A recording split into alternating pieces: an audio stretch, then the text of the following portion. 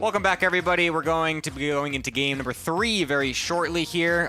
Me and Sturgeon have tagged on for the rest of this series. Welcome back. You were gone yesterday. It was just me and State. But how you been enjoying this series? It's pretty quick so far. Yeah, a lot of short games, but very exciting games. I'm so happy the Rogues made it this far, despite being the only Zerg in the playoffs. Can't wait to see how far he can go, or if Cure can bring it back, and then how the following games go afterwards. Yeah, he's basically in the position to go for the massive lower gauntlet run. Like, he's just right in there from the beginning of the lower bracket. Could go all the way to the finals against Max Pax later. Would be a great Cinderella story overall for him. I mean, coming in as like the one sole Zerg in the playoffs would be pretty crazy if he could actually pull that off. Yeah, it'd probably be the best lower bracket run in RSL history. In RSL history. Yeah, Our for the gigantic history. But, I mean, you start off with a 3-0 hero. Let's not forget that. True. Really good set there. Up 2-0 now. The map is going to be Necropolis for map number 3 here. And, yeah, he's looking chill. He's got the sun in his eyes. Oh, no. Yeah, I can't ever play like that, by the way. Neither can I. I need to you know, put the curtain down or whatever. The glare on the screen is so obnoxious. I can't deal with that, but it's showing the duality of his play style, light and dark. Which one will he choose? The dark, the honorable macro, or the filthy all-in? It's really up in the cards. Let's see what it's going to be on Necropolis in our next map. Of course, Rogue on the top left as the blue Zerg, and on the bottom right-hand side, Cure as the red Terran. Playing for Team Liquid. Rogue currently actually teamless. Falcons just dropped him. Unfortunate. Let's see if he can prove his worth. Soon. Prove his worth with this event. Indeed. We'll have to see what Cure's going to go for this game. Obviously, went for that 2-Rex last game. I don't think we'll see that again. Obviously, he's making the depot on the high ground in the main, so we see he's not. And in game number 1 as well, you stayed on 2 bases for a long time. I always think of Cure as a very macro-focused Terran. The 3cc ARAX is kind of what he's known for as his strongest build. So I'd like to see something a little bit more macro-orientated from him. Now that his tournament life is on the line. Yeah, it was a bit surprising to see him go for such an old school style with that 2-base push. It's Tasteless and them were saying it's something we don't normally see as much. So would be very surprised to see him go back into that. But it's likely going to be some more stock standard stuff coming out from Cure. I'd expect maybe some Hellion Banshee stuff, whatever. Going into the 3 base like you had mentioned as well. Rogue is the one that really I'm kind of keeping my eyes on to see exactly how he wants to play this, because he's always got this incredible style. He's able to do anything that he wants, it feels like. It seems like he just kind of dictates the matchup in the way that he deems most fit. So I'm just very curious to see what he's going to bring out to potentially close this out in 3 games. I mean, if you look at the variety of his builds, it's insane. Against Bjorn, we saw a lot of Roach Ravager games. We just saw Mutalisk. We just saw a Roach all-in on 20 drones. Like, it really feels like he can do anything right now. We've also seen him play Lingbane Ultra and other matchups and stuff. The world is his oyster. Just getting started up here as the hatch finishes. The SCV will confirm that. And then he has the choice. Do you want to go to the 3rd and block it? Or do you want to send that home? He's going to keep it at the front for now as the Reaper comes over. Sees which way the drone is going. He might actually be a little bit too late there. He doesn't have the minerals just yet, so he will be able to get the block. And the Reaper goes to the other base as well. This could be a little bit annoying if he doesn't get that hatchery down in time. Oh! Okay, forced to take the Vespene here. Yeah, at least keeping the drone alive is nice, so losing that would have been very annoying. Looks like Rogue's actually going to send the initial links across the map, knowing that this Reaper is going to stay pretty committed on his side. Needs to be very careful with the drones, though, as he does miss that one chance to block the Reaper damage and does lose the drone. But, of course, those 4 links are getting sent across. There's no bunker being made, and there's no... It looks like there's only a single Marine out. It is on the high ground, though, so that will not get surrounded. Can't just lift that depot. And, unfortunately for him, the SCV actually does finish that command center in time. Will still lose it, but does not... there you go. But does not actually get the delay on the command center with those 4 links. So a bit unfortunate for Rogue. Yeah, if you stop that CC building, that's a huge win, but just in the nick of time is Cure. Going to be rotating his buildings over here, get that factory pumping out 2 Hellions at a time. The Reaper just hanging out the main, maybe wants to follow up scout again. Last game he actually got in the main and saw that Rogue was continuing to mine gas after the first 100, which is often a big tell that something is coming. So just being active with this Reaper, seeing what info we can gain. We see that there's no guys in gas at the moment. And 2 Lings just running around the map, checking there's nothing sneaky going on. Yeah, one going on at the top right-hand side as well. Rogue just really making sure that there's nothing crazy happening. Doesn't want to get super caught off guard. Maybe Cure might want to try for something really interesting, considering the fact that it's, he's down. Maybe he has to take some risks here and there, but Cure, I think, we said it before, in this type of position, he's not the player that's going to be going for that. That's something that maybe like Maru would go for, or maybe Beyond or something like that, if they weren't already being insanely aggressive in the first place earlier in the series. But Cure is the one that's just going to go back to what he is known for, which is, again, that Hellion Banshee play, 3CC, getting Cloak as well.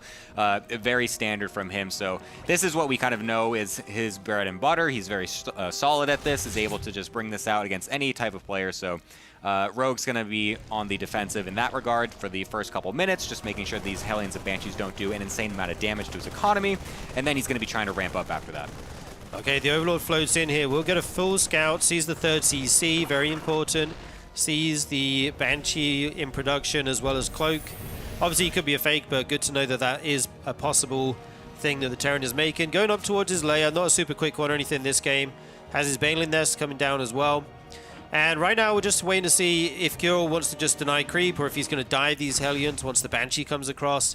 And how much damage he can get done. He actually has the Banshees grouped with the Hellion for the moment. Maybe you want to split those off. You can kind of do it two ways, right? You can group everything and try and kill Queens.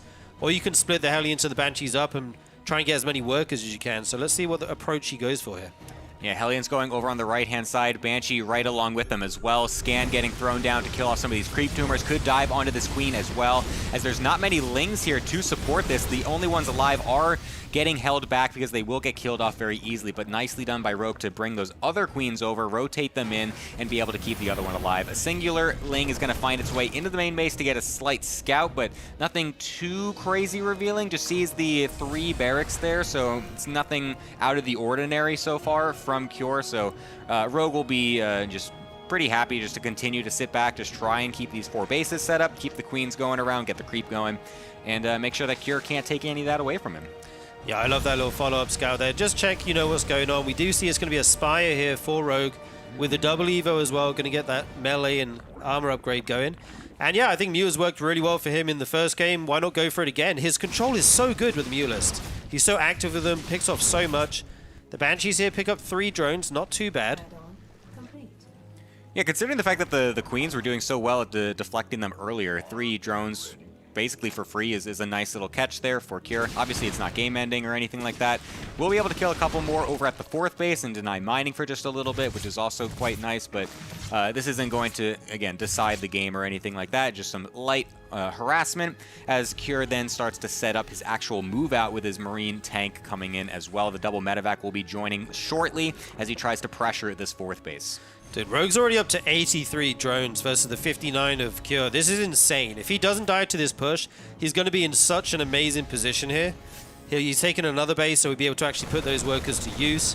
His eco is super strong right now, and once the mutas get to work, I'll really like his position. This little run by going to come in from a weird angle here. Finds the mineral line, Gemini. Yeah, this is quite nice. Really Cure unexpected to have this come over here. Luckily, the Banshees are back and we'll be able to deal with that a little bit. But the SCVs need to evacuate, and a lot of them are going down. Whereas the push from Cure is not really threatening anything just yet. The tank is still kind of far away. So the Marines need to go very far forward to find any damage and kind of bait Rogue into this actual fight. You can see Rogue even trying to go for some sort of a flank with the units, but it takes forever for these units to actually get there. We'll eventually set this up, but Rogue could just wait. He doesn't need to pull this trigger anytime soon. He can even just go for a counterattack with these Lings as well. Yeah, he's doing a really good job of threatening these counterattacks, keep the rest of the Terran army at home, and then hopefully swamp on the front force and clear all of this up. I think Cure senses it though, and he may just decide to pull back here. We just saw him make like 15 mutas at a time or something. So he has a bunch of them out right now. You can start to pick off these tanks. That one tank's been left there basically to die if Rogue finds it. It is, okay, it is being protected by the Marines now. And here comes the rest of the Terran army grouping up. Yeah, and 1-1 is going to finish up as well for Rogue, so he bought enough time to make sure he can get those crucial upgrades in. And he's also going to go for a massive counterattack with the mutas spawning out and the Lings coming as well. So it's going to force everything back home. SCVs, again, being forced to run away, and a massive Baneling shot getting killed killing a lot of those SCVs, and the mutants are going to continue to go into the main base as well. Cure is taking insane amounts of damage over and over. But the mutants walking over a giant pack of Marines. Don't want to have that happening as Rogue, but still, overall, good damage from him. That is like the only way you can lose this game right now is if you somehow sack your whole flock of mutas. Luckily, he doesn't lose an insane amount. Still quite a few, though. They are very expensive. And, I mean, like I said, if Rogue survived that attack, he would be in an amazing spot. And that's what we see right now. He's on 83 workers, 50 supply ahead. Basically, he's got everything going for him right now. 2-2 on the way at a similar time to the Terran. Going for the Eva Chamber. And once again, not going to fight the Terran head up. Going to counterattack. This is just ridiculous from Rogue. Just every single time Cure wants to try and go across the map. Wow. And he's just going to GG as well. The counterattacks, unrelenting. Rogue with a very quick 3-0 to start off our final day of RSL Season 4. Cure couldn't even get the fight he wanted at the end. Like the big fight. He just forced to run home repeatedly, try to defend, and it felt like he was a bit indecisive with his push. Like he wanted to make the push, but then he got stopped.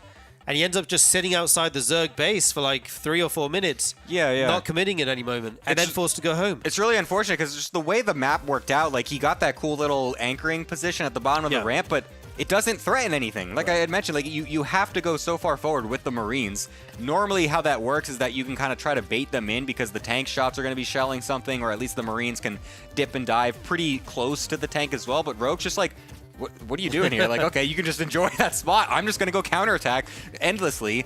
And yeah, Cure could never pick the fight that he was looking for in that entire mid game. I just can't believe he got away with 83 workers versus that push. If I try that on the ladder, dude, I'm so dead. Yeah. But Rogue, obviously an amazing macro player. And he played some really cool games today, all different styles. He's going to move on in the bracket to play Maru. That will be our next set today. And then the winner of that series goes on to the grand finals, where they meet MaxPax, who's looking almost untouchable, dude. Yeah, man. David Kim wins again, man. 1 Protoss, 1 Terran, 1 Zerg. He just can't stop winning, man. It's 2026, and he's still out here doing it. So, yeah, Maru Rogue is going to be awesome. That's going to be an absolute banger of a match. I mean, such a historied match in general, just them being former Jin Air teammates, of course, from way long ago. So that one is just, I'm really excited to see how that one works out. Could be either of them going to the finals. And it could be you on the YouTube. If you go to youtube.com/@ReviveSC2, please check it out, guys. We're trying to grow this tournament, get it going in the algorithm. Thank you to everyone who's subscribed over there already. We appreciate you guys. If you haven't, please check it out. Nice. We're going to be going to a short little break. After that, it's going to be the best of 7 between Maru and Rogue. Stick around. What's up, guys? Tasteless here. I am going to be showing you the StarCraft Tabletop Miniatures game again, and this time we're going to be unboxing it. So let's get started. This thing is massive. All right. Oh my God. Okay. So much is in here. This is crazy. I believe these are crystals from the ground, as well as some kind of shots, I think, from Terran Marines here. These are little crosses here for the medics. Some plating here, it looks like, for Marines and Marauders. And then we go into all purple here, and I assume all these purple ones are different build outs for different Zerg units. I think it's each one is a Zergling here. This has got to be the Queen? No, this could be Sarah Kerrigan. Okay, so now these are all the Terran parts, and you can see just how much detail goes into each little piece.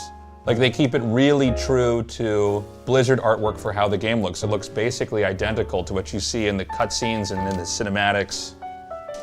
A lot of love went into this. So this terrain is actually supposed to be from Lost Temple. So if you played any of StarCraft 1 or 2 from the early days, Lost Temple was kind of the map. This is what it comes with. This is the tile set. This is Lost Temple, the map. So it comes with a die here, the playing cards that allow you to play the game. Ruler, so you can measure how many spaces a unit can move or the distance it can attack at. The markers that you would use when you're actually playing the game to catalog events that are happening in various turns. It does come with a StarCraft Tabletop Miniatures game booklet, which is basically going to be an instruction manual. And last, but certainly not least, rules and references here. So this is everything. All of this comes with a StarCraft Tabletop Miniatures game 2-player starter set. It is honestly way more than I even expected. I knew when I looked at the figurines on the back there was going to be a lot in here, but it's crazy. So if you buy this, you're going to have a lot of work ahead of you, a lot of fun, A lot of assembling, a lot of painting, and then obviously a lot of games to play. Coming up next, we are going to start our first miniatures painting. The Stalkers can try and kite a little bit to buy time here in the center of the map, but with no forge upgrades at all. The gateway units here for Trigger are not going to be pulling their weight. Okay, beautiful EMP. It hits like literally every unit that's there. Disruption shot, good dodge there from Kira. That could have cost him everything. But Kira is going to advance on this position here, and we're in between disruptor shots. One more Colossus goes down.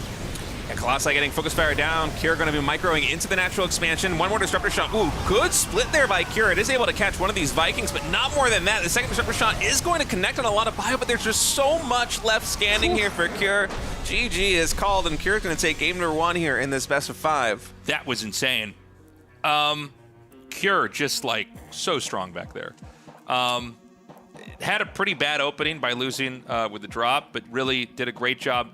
You were pointing out he dropped that pocket base area. There wasn't actually an expansion there, but that allowed him to get into the main, and that left the two Colossi isolated. They were just standing there at the third base, and that was wiped out. And there were a lot of other important things that happened in that game, but that's really where Kier got the leg up. And then just having the double starport with 2 reactors total, so he's getting 4 Vikings at a time. Like, the Vikings wiped everything out, and all he had to do, the Vikings can tank as much damage as you want. Mm-hmm. It doesn't matter. As long as the Colossi are dead, then when that's cleared out, he closes in with everything. And lands the Vikings, just like let them tank. I mean, they've served their purpose and wins the game. So I mean, that was perfectly played by Cure. The one weakness that you have there with the Phoenix opening is that you just don't have a lot of firepower on the ground for a long period of time. And so as Trigger, you kind of need to rely on the static defense of the third base with the shield batteries.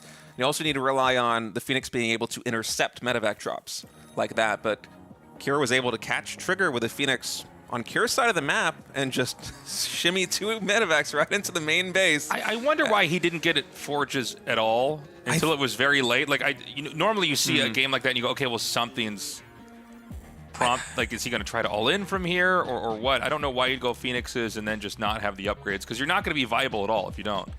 I bet the timing was intended to be a lot quicker, but he knew that he was in such dire straits that if he didn't pour everything into just getting the probes back to the third base and the main base resaturated and building an army, he's going to die. I feel like sometimes Protoss just get the forge before that attack happens, but maybe the idea from Trigger was he actually wants to come out and just hit really early with a push, but instead he ended up losing 2 Colossus, and so that kind of cost him. This is like a pylon, the first pylon, excuse me, on the map. You know, we see a lot of proxying, but this looks more like a Brood War pylon here than a StarCraft 2 pylon. Yeah, it's going to be proxy gateway. I wonder how many gateways we're going to have here for Trigger, because he has a couple different variants of this build. And usually it hinges on the Terran not scouting the natural expansion, but SCV's going to spot the probe and be like, what are you doing over here? Oh, no. So Trigger's going to cancel 1 gateway, and he's going to try and play a normal game out of this. Uh-oh. There's nothing worse than when they spot it while it's warping in. Mm-hmm. Like, well, now you know my plan. I think it's a smart move against Kira, because Cure can be quite greedy with the SCV scout in a lot of games. He will not do it sometimes in TVP, and you could just get away with a proxy gateway and basically just win the game outright if Cure's a little bit too greedy with the build order. But in this case, I mean, talk about star sends. Cure just sending the SCV straight towards the double gateway. We don't get to cast this very much in pro matches.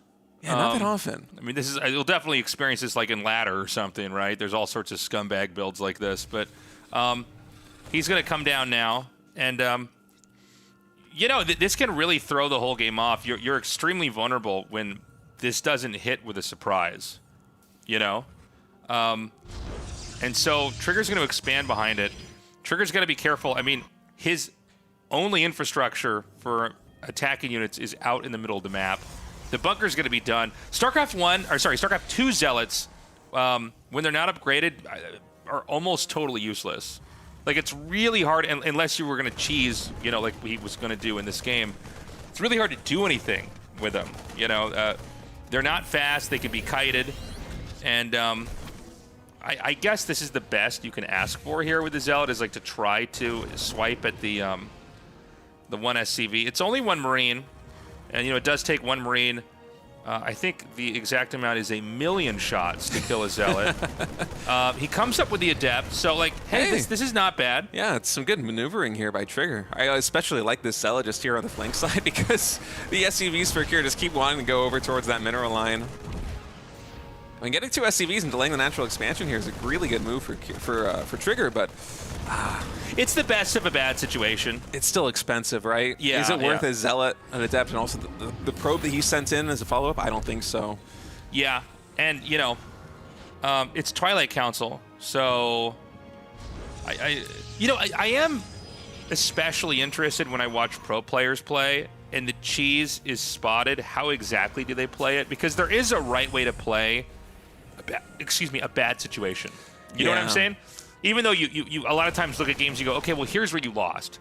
Your cheese got spotted or your attack failed. A lot of times I like to see how a pro looks at it and goes, well, this is the best bet to try to get yourself out of this hole. You know what I'm saying? Mm-hmm.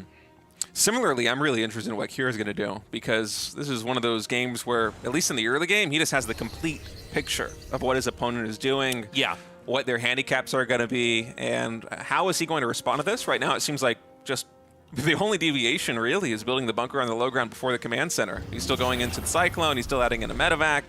And once that Cyclone is out, I think he should be very capable of taking down this gateway. Trigger has been building quite a couple of units over here, 2 Stalkers and an Adept. Marines alone could not deal with this, but the Cyclone's going to make this just so problematic here for Protoss. Oh, okay, he takes it out, and this is where you have that infrastructure push. This is the problem. Ooh. Okay, he actually gets the... Oh, you know what? Wow.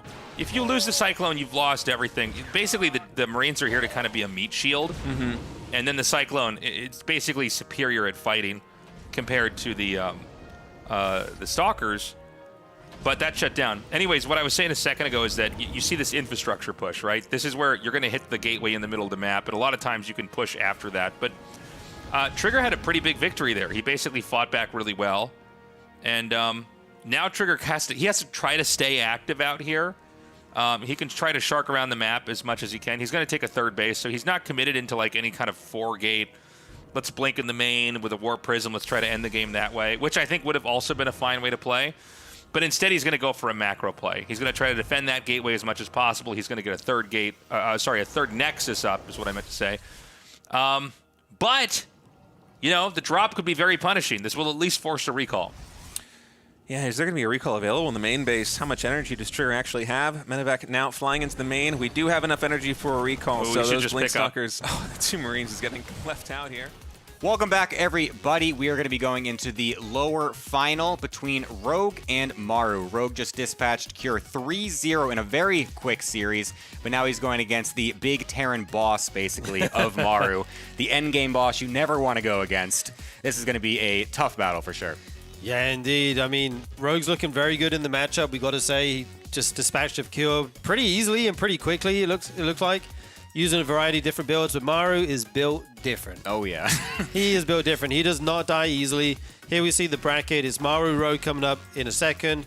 The winner of that is moving on to Grand Finals, where they will play against Max Pax, who has to lose twice. So there will be a bracket reset. It's a best of 7 first, and then if there's a bracket reset, that will be a best of 3.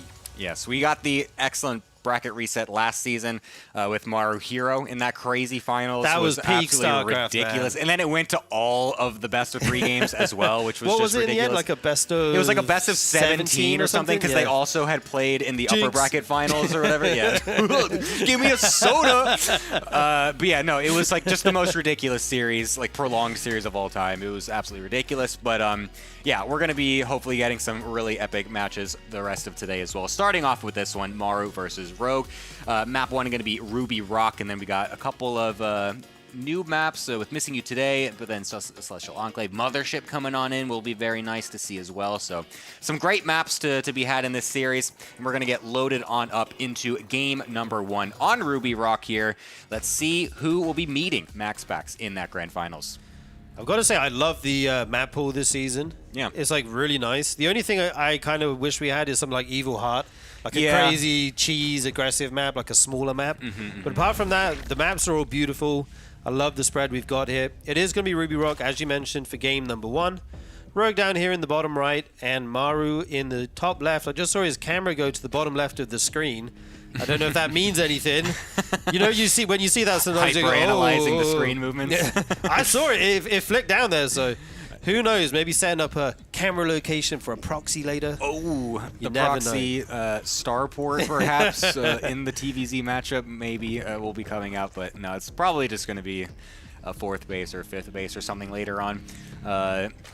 But anyways, yeah, I'm very curious to see what both these players are going to bring out here. Of course, Rogue coming out with some very aggressive stuff in the previous series, but then that last game just going straight up into like what you said, 83 drones or something like that. You were absolutely appalled at the amount of greed that he was allowed to get away with. I love that he got away with it.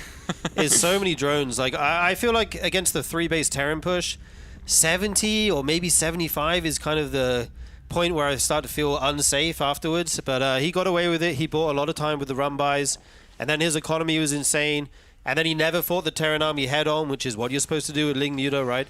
Just backstab, counterattack, all that good stuff, and he took the win. And Rogue's so scary to play against right now because of all these builds he's got. Yeah. And it's not just different macro styles or unit comps, it's cheese, it's timings, it's roach pressure into droning, it's just like all these different styles he's bringing to the table.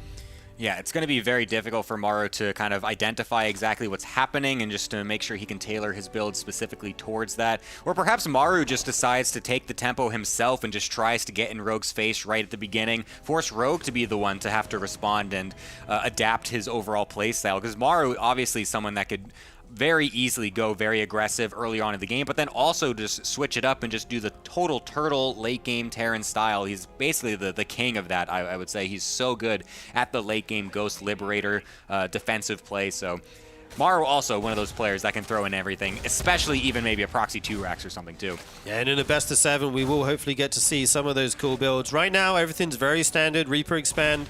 Rogue taking his 3rd base, got 6 Lings out to deal with this Reaper until the Queen arrives. And then the Reaper will have to leave. Confirm this 3rd base is going down.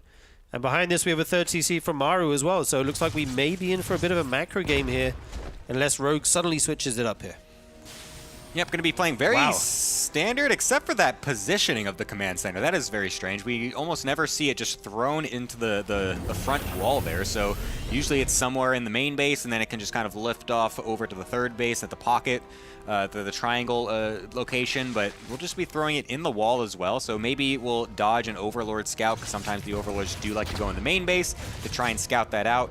Maybe trying to do some mind games there against an opponent that Maru should be very well aware of what he does. You know, these two players, great friends. They've played against each other many times, but not much recently, actually. I was actually just talking to you about this on the break, but they've only played once ever since Rogue came back from the military. Actually, losing that Reaper is Maru. That's actually a bit of an uncharacteristic mistake.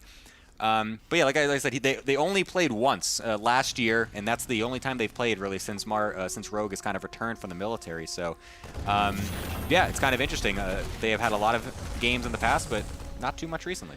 Beautiful scout there by that Zergling. Does confirm the 3rd CC as well as the reactor on the Hellion, on the factory making Hellions. Throws down his Roach Warrior now, going to add a couple more gases. So it looks like Rogue is going into his Roach style that we've kind of known him for recently, and actually a Liberator on the side of Maru. Yeah, I'm curious to see how much damage that's actually going to do, of course, because the Liberator is something that we don't see as often anymore, so it's, you know, sometimes can catch the Zerg player a little off guard if they don't have their Overlords in position or the Queen's just not in the right spot. But Rogue, I feel like, might be aware that this is happening. As Mappa was pointing out, he didn't actually see a tech lab on that starport. I'm not sure if that was actually the Ling just not getting deep enough or if it actually saw no tech lab. But regardless, the Liberator will make its way across. A couple of Hellions will be able to deny the Ling, trying to get the rescout as well, so that's very nice. But there are many Overlords on that bottom left-hand side, so Rogue should be very well aware that this is coming. And Rogue is making roaches right now. We have 9 in production with the Ling follow-up as well. This is not just for defense, guys. You do not need this many units to deflect Hellions, so he's going to be aggressive here. That is actually quite a lot of Hellions. He's got up to 8 or so. Now we see he's going back into Marine production, but he's got double eBay behind this. He's making 2 add-ons right now. Some Lings suddenly get hit into the natural, and there's actually nothing here right now. The Hellions forced to fall back. Dude, so many of those SCVs are so low. If a couple more Lings just get into that mineral line a little bit later, that would be massive for Rogue, as he is going to be going heavily into that Roach Ling attack. Plenty more on the reinforcement coming as well. Maru seems to have no idea that this is coming. Yeah, the Liberator's not very good against this because 3 bios will just take it out. A Banshee or something will be much better. Here come the Roaches. They will be zoned by this Liberator to begin with until the Ravagers get here. The Marines join up with them as well, and Rogue is starting to posture at the front. There are those corrosive bios, only 2 so far. There's a 3rd one. Oh, the Liberator just survives though. That's very critical, of course. Maru needs everything he can get, and those Liberators are very good at defending if they can stay alive. The damage output is massive for them. We'll be able to get on top of these eBays as well as Rogue, so denying the extra upgrades from Maru will be a big dent in that late game if this game actually ends up going that far. But for now, Rogue is going to continue this aggression. More Lings on the production tab as well. He doesn't want to go any further in this game. He wants to end it with this push. Yeah, this 30's there, but he's just going to ignore it, shove into the main. Jesus. I can't believe he actually tried that. It actually worked. Insane. And so many Lings now in here, going to wrap around the Marines. The Roach Ravager coming in the front as well. Maru trying to hang on in this game, but his supply is plummeting. Stir stepping as much as he can. Does he have enough to hang on here? More Zerg flooding in the front. The SCVs now being tanks as well. This is absolutely ridiculous from Rogue, just full sending it into the main base. Didn't care at all that the Hellions were going to splash down all of those Zerglings, but still is getting insane amounts of damage. He will lose everything in the main base eventually, but there's still more Lings coming in as well. We'll be able to kill off a few more of these SCVs as Maru is just making a last stand with the tiniest amount of units. He's got a few Marines, a couple Marauders. He's going to get a tank in here as well eventually. Does keep all 3 CCs alive, but will be forced onto one base. And at this point now, Rogue can look at that damage and say, yes, I can now transition out of this. It was an incredible commitment from me in the early game, but this is still a position where you can just keep on going, get a couple of extra evolution chambers, go into your drone count again, and Rogue will be able to continue on in this game. Yeah, beautiful pressure here. A dedicated pressure. The classic Zerg. Dedicated pressure, just a few Lings and Roaches. Yeah. You know, while Light we're sitting pressure. on 40 drones, just a nice dedicated pressure to let us, get safely into the late game. And now he is set up very nicely, going up towards 60 drones. While Maru is just trying to recuperate. He does have a bit of army left, so he's going to move it across the map. So Rogue can't just drone forever for free. We'll have to make some units here. He is going to be going into the Roaches as the follow-up, getting that missile upgrade as well as Roach speed. More Roaches on the way right now. And this is not enough Lings right now. The Roaches are not ready. This base will be forced to cancel here. So nice little pickup for Maru. Yeah, this is actually quite surprising considering the fact that we lost so much as Maru earlier on in this game, but we'll be able to deny that base a couple times, which is very good. And on the back end, he's also making a 4th base of his own. So he's trying to go for he's trying to basically get back ahead in some way, and that's by making an extra command center, just trying to get something going for him in this game, knowing if he just tries to play it normally after all of that damage, there's no way he's ever going to be able to keep up with what Rogue is going to be putting on the table here. So we'll be denying that 4th base, and then getting a 4th CC of his own is a great call to try and get back, but of course, it's a massive mountain that he's going to have to climb to get back in this game. Yeah, indeed. These Marines will finally be forced to pick up and leave, and a very common follow-up to early Roach pressures is a kind of 3-base saturation 1-1 Roach timing, and it looks like that's exactly what Rogue is going for right now as we see him morphing in more Roaches and Ravagers. No more drones on the way right now. He has so much supply. His army supply is 50 ahead of Maru's. He may just try and bust down this 3rd base. Yeah, I think it's a right call, of course, because you do have to cut some corners as Maru to try and get back in this game, like I was mentioning. And so a great way to capitalize on that as Rogue is to just go for a massive follow-up push. And we'll be going for that with the Roaches and Ravagers on the bottom left-hand side. Lings chasing a medevac on the top right as well, just to track exactly where those are going. But this is going to be a huge push coming in from Rogue. Yeah, Maru's in so much trouble right now. Roaches come around to the natural. There is a tank there, which is difficult to buy out, but this one at the front, a lot more exposed. In come the Lings. A lot of units fall in. The Roach army is actually split into 2. I really like this. Take out the tank in the natural, then push in further. The medevacs forced to fly straight back to the main and help out. The SCVs are pulled, but so many are falling here. Yeah, this is just game over. Rogue all over Maru in this first opener in the best of 7. Really nicely done by him. Great aggression, like we were saying earlier as well. The series beforehand, able to bring out incredible strategies. This time bringing out a slightly different one as well, but still high octane from him. He's trying to just get in Maru's head from the beginning, make sure he can't go into his comfortable late game scenarios. And Rogue is just doing excellent in this ZVT matchup today. He's making this Roach Ravager pressure build look really, really strong. Yeah. He's used it against multiple people now, and I don't think he's lost with it yet. Tasteless was saying, man, it's time to bring out another nerf. David Gim, where are you, man? It looks very good. I mean, maybe we need to see Terrans like start preparing for this build more, or countering it a bit more strongly, especially when you play against Rogue, because he does it so well. Like if you have, I mean, yeah, it's very difficult to deal with, and he has so many other styles he can throw you. Awesome first game, guys. Yeah, I'm wondering what Maru needs to do more so to react to this coming, because I feel like he just didn't have the information. Yeah. Like he literally did not know this was coming until the Roaches were at his natural, and you saw him cancel the extra barracks. You saw him immediately lift the CC and try to get the SCVs away from there as well. So it's like he just needs the information, and I feel like if he could at least get that information a little bit sooner, then he'd be pretty much okay. Doesn't take insane amounts of damage, but there's got to be some way that he's got to actually find that scout, because it seems like it's a bit of a difficult build to actually notice that it's coming. Yeah, a bit unfortunate that he went for a Liberator as well. It doesn't really do anything against Ravagers.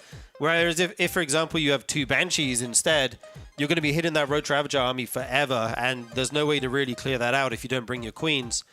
So, there's some things Maru can mix up. I don't think we'll see the Liberator again. Who knows, though, as we are going to be loading into map number 2 in just a second here for game number 2 between Rogue and Maru. Yes, we're going to be going on to Missing You Today as our second map.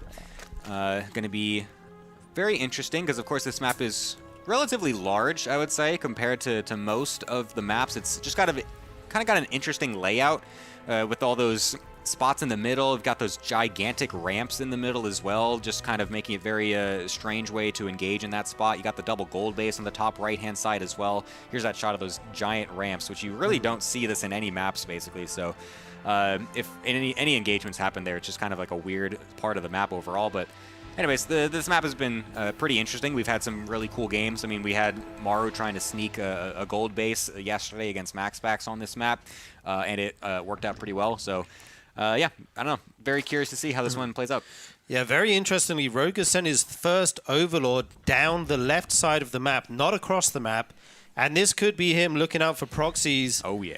I mean, especially against the Beyond, after the Beyond series where he lost the 3 racks twice. He does not want to lose like that again.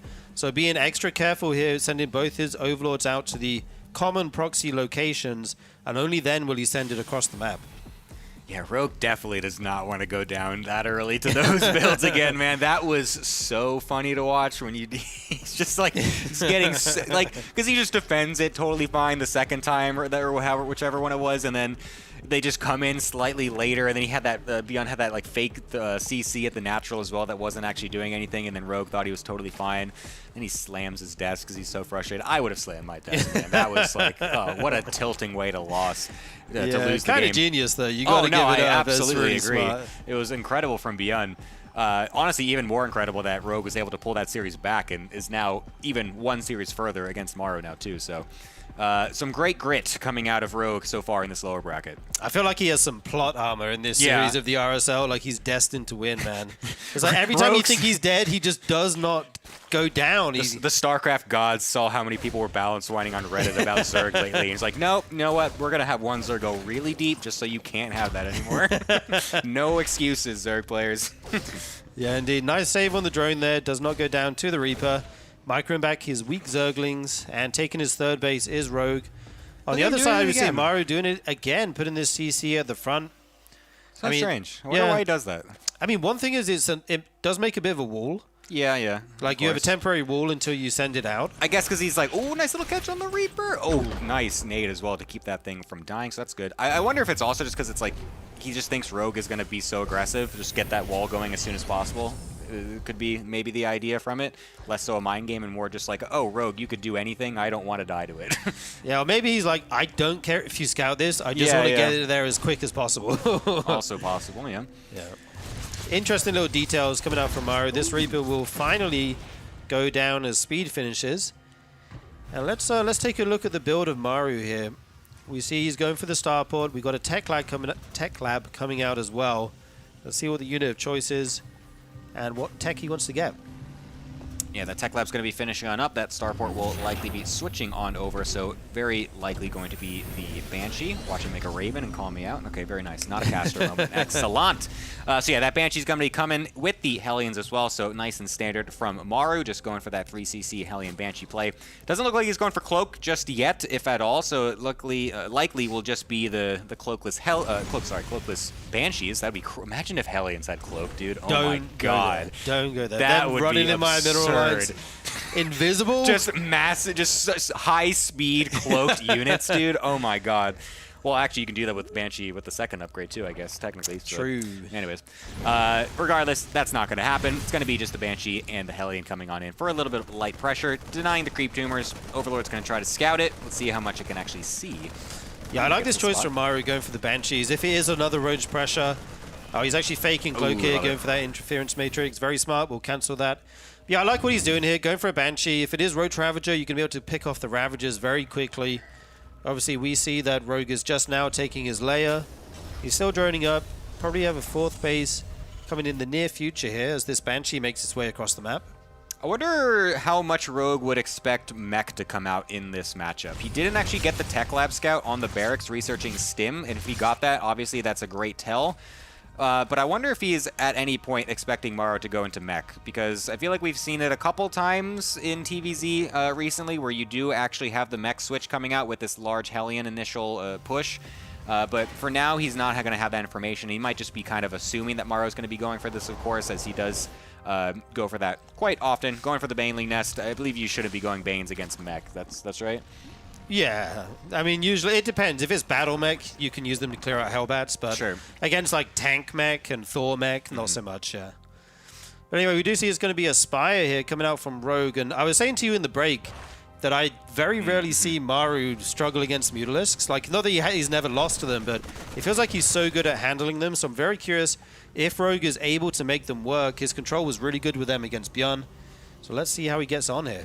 Yeah, I feel like every time I think of Maru against Ling Bane, I think back to those ridiculous series that he had so long ago against He Who Shall Not Be Named. Life. They had some incredible matches that they played against each other. And honestly, just the micro with the Marines and mines and everything. I feel like Maru is just so well in tune with that type of play style. So it makes sense why he's so good at it still in this day and age. So always the most interesting matchup to watch in terms of play styles, in terms of unit compositions in this matchup, I would say. So very excited to see the if the Banelings getting any crazy connections, if we have the crazy Marine split micro. So very curious to see what happens here.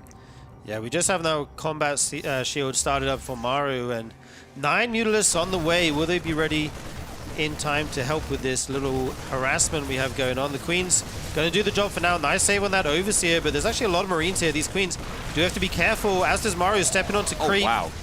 Some good damage here from Maru, and he picks up and leaves, but now the Mutalisks are out.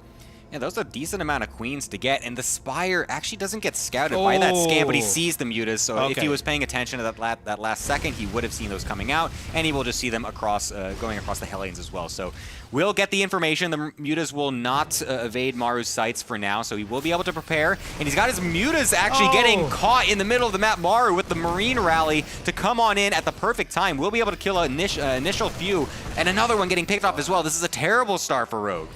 And this looks so different to the first game against Cure, where basically the same thing was happening. Not the first game, sorry, but the same builds. But look how much more Maru has. He's kept the Hellions alive. They are now Hellbats. He has an extra tank. He has Marines intercepting these Mutas as they try to move across the map. Here comes the Ling counterattack at the natural of Maru, but there's a decent enough wall for the moment. The Lings will get in. Some SCVs will fall, but these units rally over as well.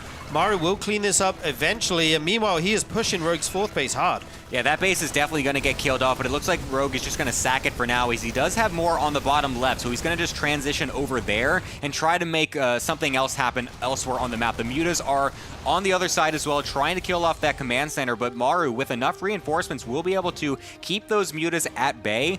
And for now, you can see Rogue is really kind of struggling to get into a decent position compared to how he was playing it against Cure.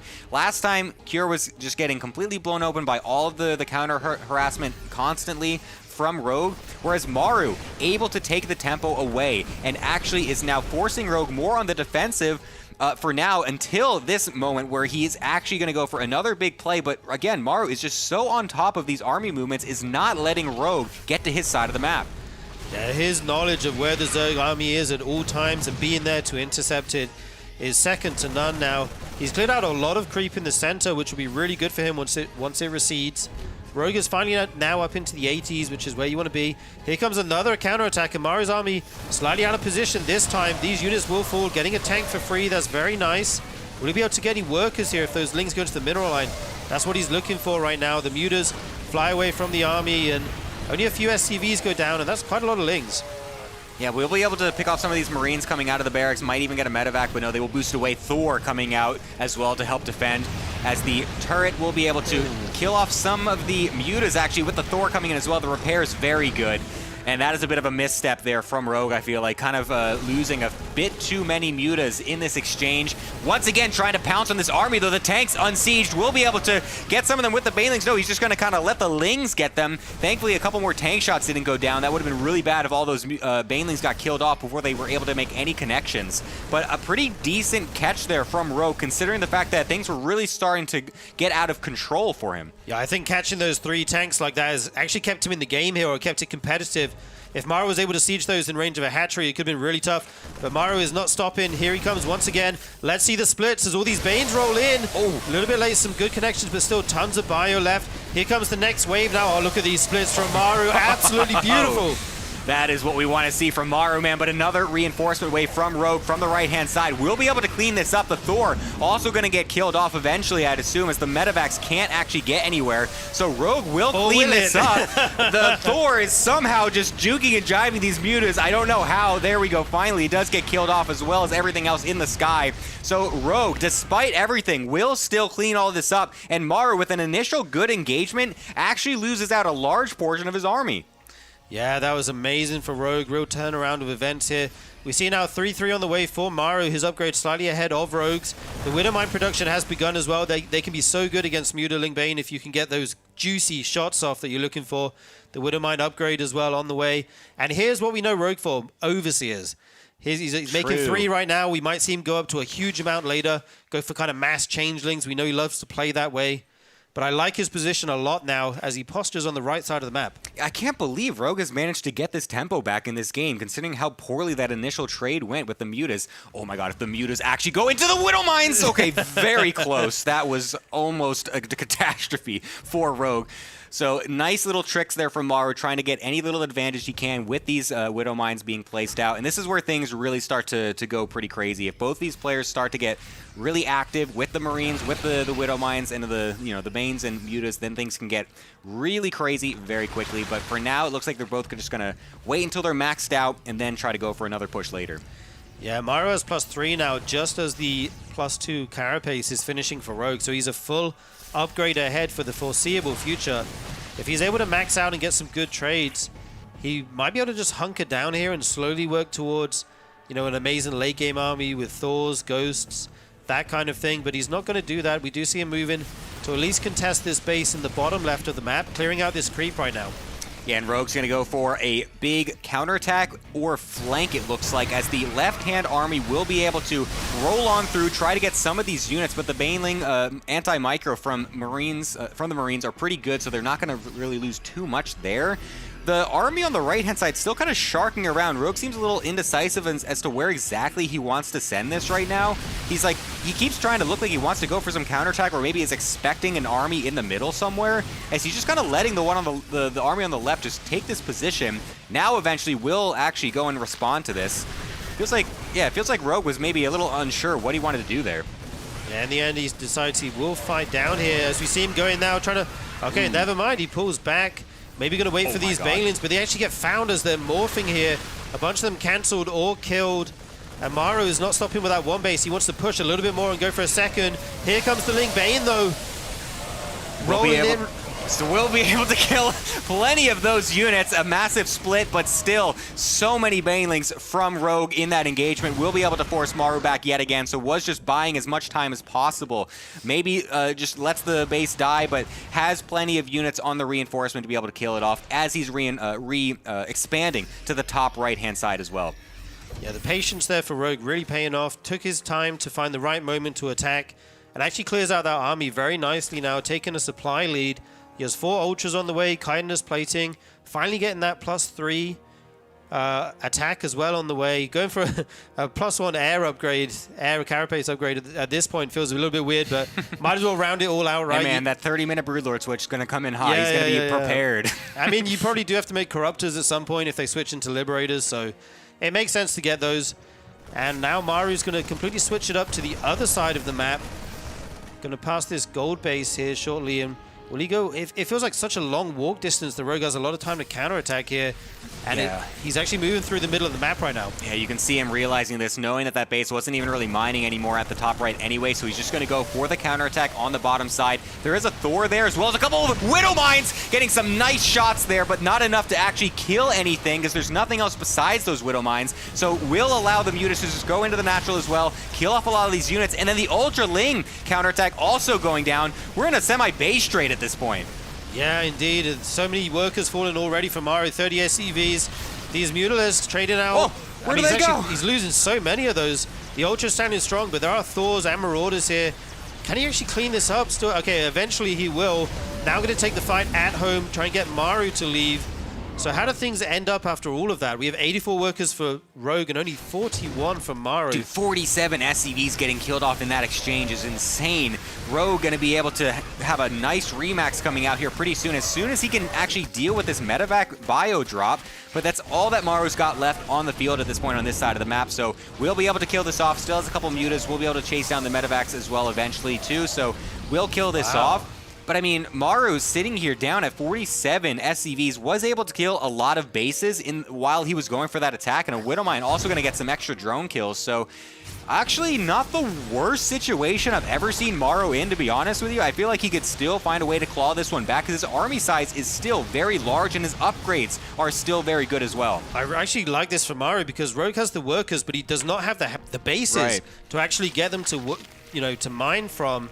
We saw that base, the third base, triangle base going down. So now he's down to just 4 hatcheries at the moment.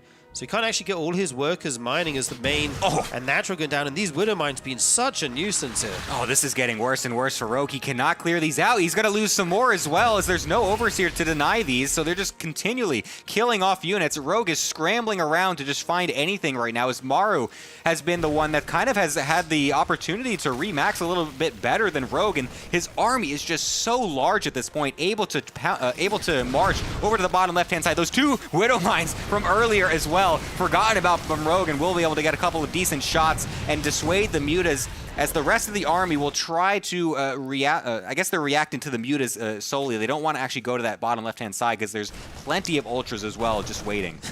That looks so funny, all those ultras just hanging out back there. Like, we're nothing to see here, guys. Only 6 ultras hanging out. Please try to snipe this hatchery at low HP. I am not trying to pounce on you. Yeah, Maru, though, is going to go the other direction.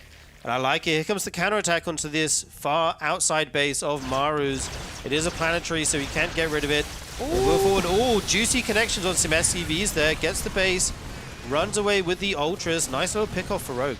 And we got double factory coming in as the transition for Maru as well. So he's going to be going into some more mech units to be able to complement this late game army. Currently supply blocked though. We'll need to make a couple more depots at this point. You don't normally say that in a 17-minute game, but he does actually need those to continue maxing out.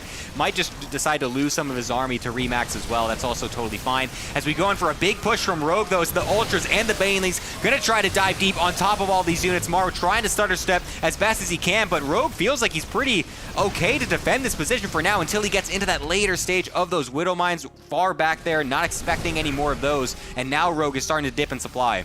Yeah, layers and layers of Widow Mines there make it difficult to continue pushing without taking some huge hits. Maru's army is split a little bit. We have a big force down here, which splits against these Banelings. Actually running for a very long time. Will eventually get far enough away that they can clear that out.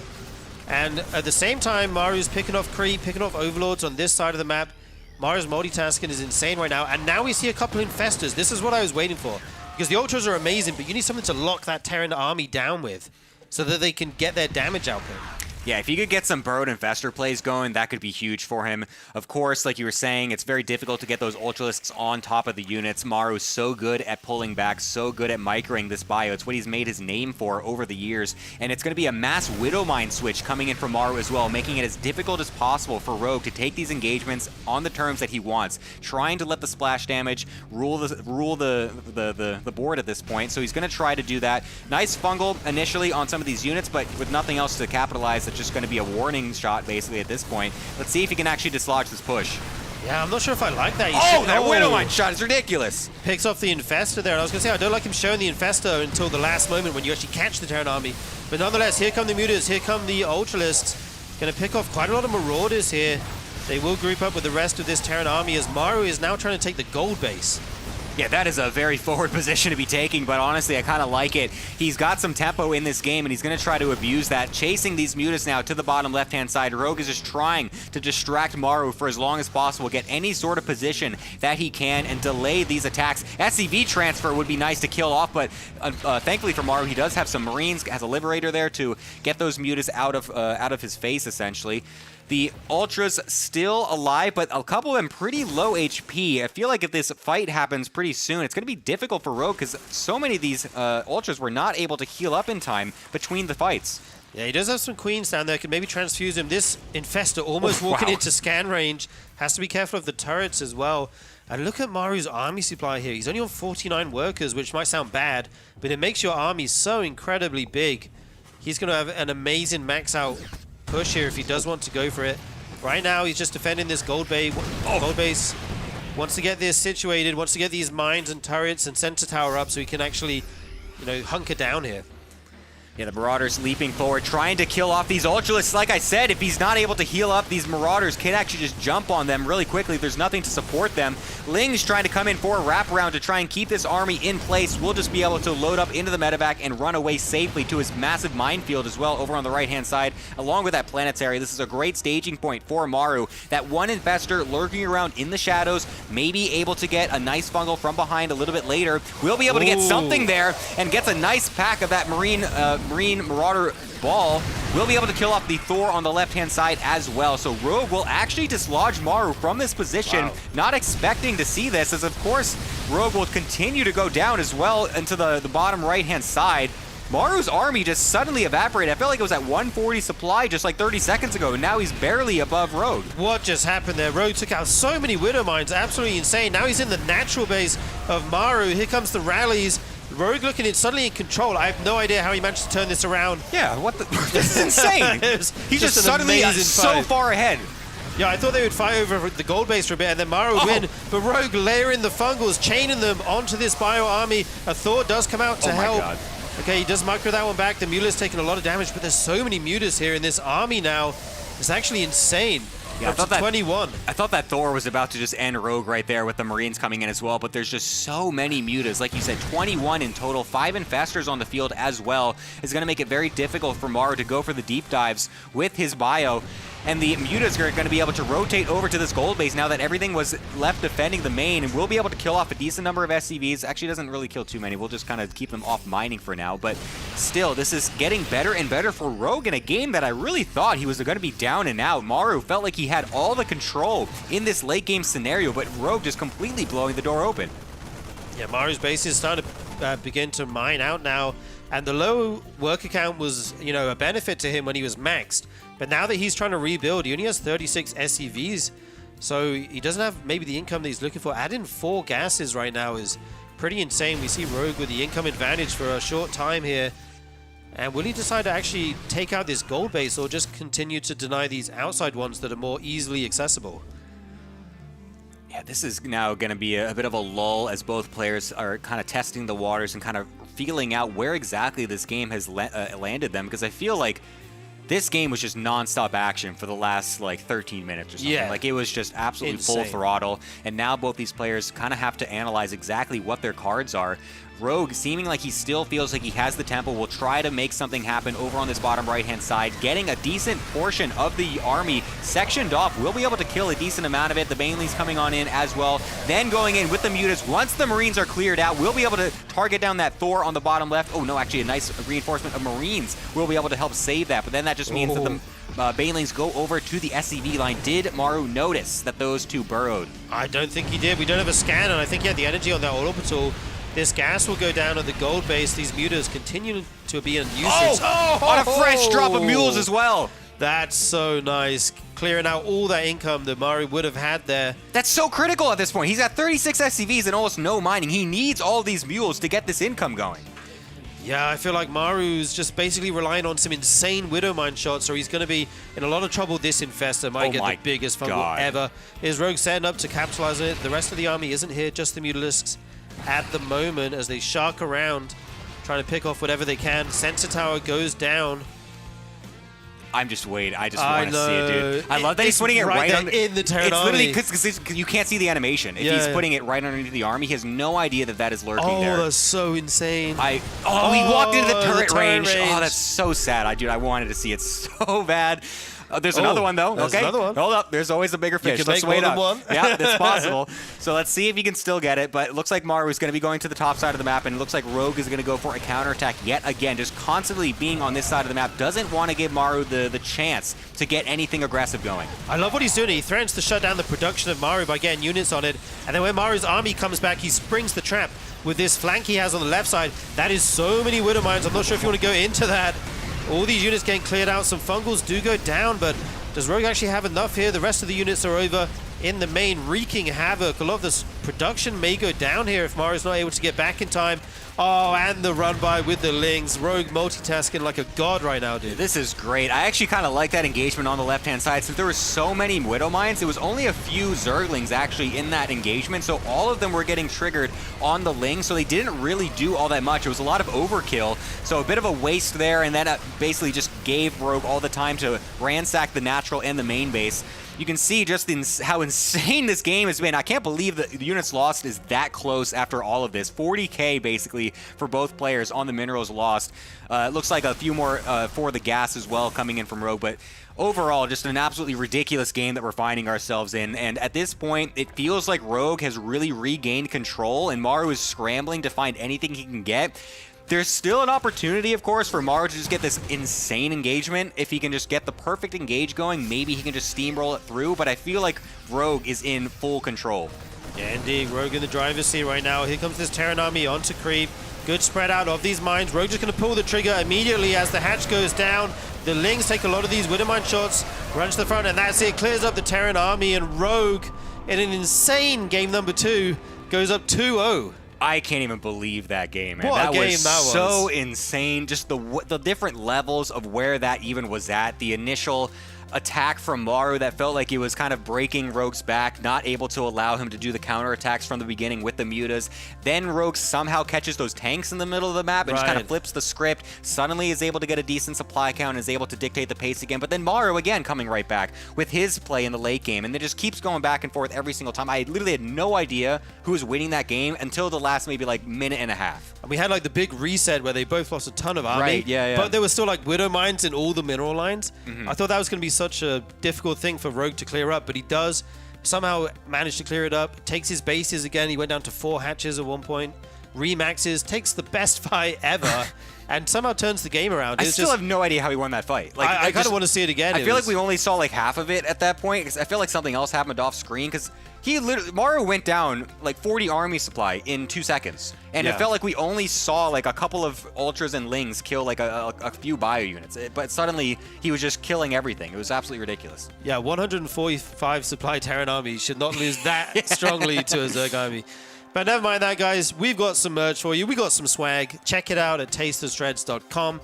If you're on the Patreon, you do get a 20% discount. There's all kind of gaming merch there. T-shirts, hoodies, mugs, pins, posters, whatever else. Check it out if you're a fan of StarCraft or Tasteless or gaming in general. Oh yeah, we're going to be going to a short little break. We're going to be going into the rest of the series after that, so don't go anywhere. More Rogue versus Maru coming up.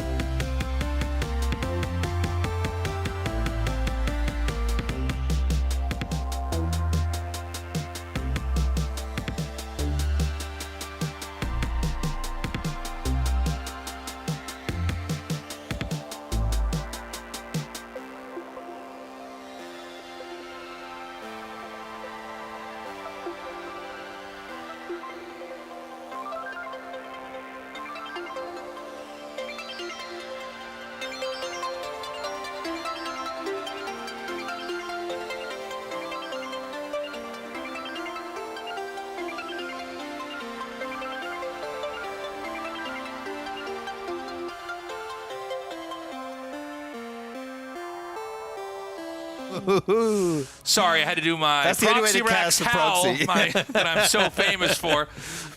Everyone's dogs in their place just woke up. That's right. Started howling. That's right. They're all barking. Now, is it going to be a third Rax here? Wouldn't it be? You know what? You know what would really make this whole day better? Would just be a 3-0 with 3 Raxes in a row. Wouldn't that just be like, perfect. yeah, 3 Rax, 3-0. What will the Zerg say on Reddit then? Yeah, this build is, I mean, it's still strong. You know, years and years down the line, it's still a really strong build. Right now, we just have the 2 Rax tasters. You're a genius. You called it. Dude, I literally, I hang can't on. believe. Yeah, it is. It's 3 Rax. We got one more. We got one more. We got one I more. didn't see it on This is the good. mini map, but there is one more. This is good. Listen, State, if you got to go to the bathroom, do it now because your break is going to be very short here. I can't believe this is happening.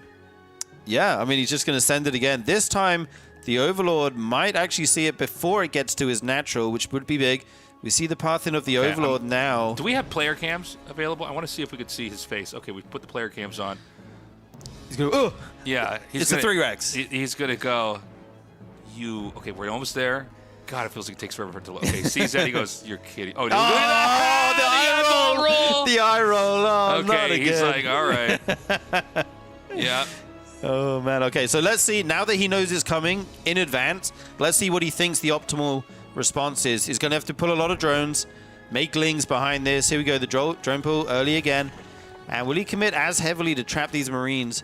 I feel like just getting... Okay, just different forces, move. Yeah. Went for the bunker there. That was really nice. You know, the bunker is kind of the anchor for the rush, right? So getting the deny there is nice. He is making a spine crawler. It's actually pretty far back. I think that might be a mistake to have that far back. Yeah, you can always move it, I guess. And I like that he didn't make a queen in the main. He's going to make as many lings as possible, saving some minerals there. The lings are actually hitting the bunker here. I'm surprised he didn't go for the SCV, but he's actually just going to be able to target it down. Forces another cancel here. Okay, now is it going to work? He's making a bunker back here, but you know, the bunker is far back enough. I don't know that you care. Yeah, this is one of the most painful. Yeah, I was going to say he's going to cancel it. I'm like, what are you going to do with the bunker out there? Like, he's just going to push it with the spine crawler. Uh-oh. Oh, look at Beyond now. This is a bad feeling. You're just you know, making Marines, but you know you're speeding on the highway of death going to the end of this game. There's really the only thing I think you can do now is to maybe keep making Marines and pull SCVs.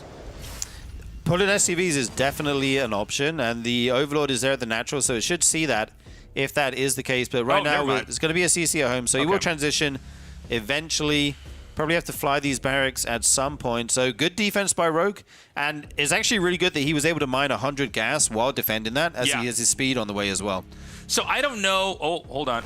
There's still a lot of Marines, though, here, Tasteless. Yeah, he's going to at least put some pressure on here. He's going to get the spine. Oh, is he just going to kill all these lings? Oh, you know what's funny? I just, in my head, he lifted the barracks off. He didn't do that. He's just still making Marines. Yeah, oh, wouldn't it be funny if he won like this? The lings are trickling in one by one. The drones are pulled. I hope Blizzard's watching this so they nerf Terran finally. I can't believe that he's going to get away with this. So he's going to come up here now. The drones are being pulled. What is up, everybody, and welcome back to the RSL. We're continuing on this best of 7 between Maru and a Rogue. And Sturgeon, I just have one question. Can a Rogue be stopped today? Because he is looking unbelievable. I don't think he can. He's looking so strong right now. He's taking out all kinds of different players, races, the best players in the world. This is such an amazing run that he's on right now. He's the only Zerg that made it into the RSL playoffs, just plainly. Yep. Every other Zerg was eliminated in the group stages, and now he is 2 map wins away from being in the finals of RSL Season 4 versus Max Pax, and he's doing it against a Maru who has looked unbeatable. I mean, Maru, I don't think he even dropped a map in the playoffs until he faced off against Max Pax a couple days ago. And now Rogue is absolutely dominating. I mean, that was a long and back and forth game number 2, but Maru is the greatest late game Terran player of all time. I feel like we're seeing Rogue back in his world championship form. The way he's moving armies around the map, the way he's choosing his builds for the sets, you know, map specifically. I'm just so impressed with him right now, and I hope we see some more awesome games like that last one, because that's one of the best TVZs I've seen in a while. All right, game number 3 is loaded in. Celestial Enclave will be the map. Maru spawning in the bottom left is the red Terran, Rogue, the blue Zerg in the top right. And Celestial Enclave, it's a typically very macro-focused map. It's easy to take your natural expansion on the high ground. You also have a pocket base attached to your main base with a worker-only path. And Maru, I feel like this map, out of all of them in the map pool, probably plays to his strengths in this matchup the most. Yeah, I would agree with that as well. You do have that pocket base if you want to put that to use. I'm very curious what Maru will go for in this map. I mean, so far he's played quick 3cc both games, playing very macro-orientated. And like you say, he is the best late-game defensive Terran, but Rogue was able to dismantle him last time, so does he now veer away from that as his kind of win con and try to get something done in the mid-game instead? I think it's a little easier to play the late game here on Celestial Enclave, but it does make you wonder if he's going to have some kind of adjustments here versus Rogue. But that would be a dangerous change to make, because Rogue, it feels like, even though he just showed that he can go toe-to-toe with Maru in a late-game situation, his power spike, his skill spike as a player, it's in the early game, it's in the mid-game. We saw that versus Cure, where he just absolutely dumpstered a CC first and a 5-rax push, which is the kind of game where the Terran player should have all the momentum, and Rogue is fighting back onto Cure's side of the map. And so I don't know if Maru's going to want to try and lean more towards the mid-game or the early game versus a player as aggressive as Rogue. We're going to have to see what the decision is. I like the way you send that SCV through the worker path there, just checking there's nothing fancy going on down there. Some Zergs will proxy a hatch or something crazy like that. We'll get it across the map, and we see on Rogue's side of things very normal here. He's got his hatch, gas, and pull down. He's, oh sorry, actually he doesn't have a gas. Excuse me, he does not have a gas here. Gasless opening here for Rogue, just kind of playing the map a little bit. You don't need it that early, especially against a Maru who, as you said, has been really favoring the fast 3cc play. What's he going to do with this? Is he going to take another hatchery real quick? He might. He is up at 200 minerals right now. Could also go for some faster queens for that creep spread.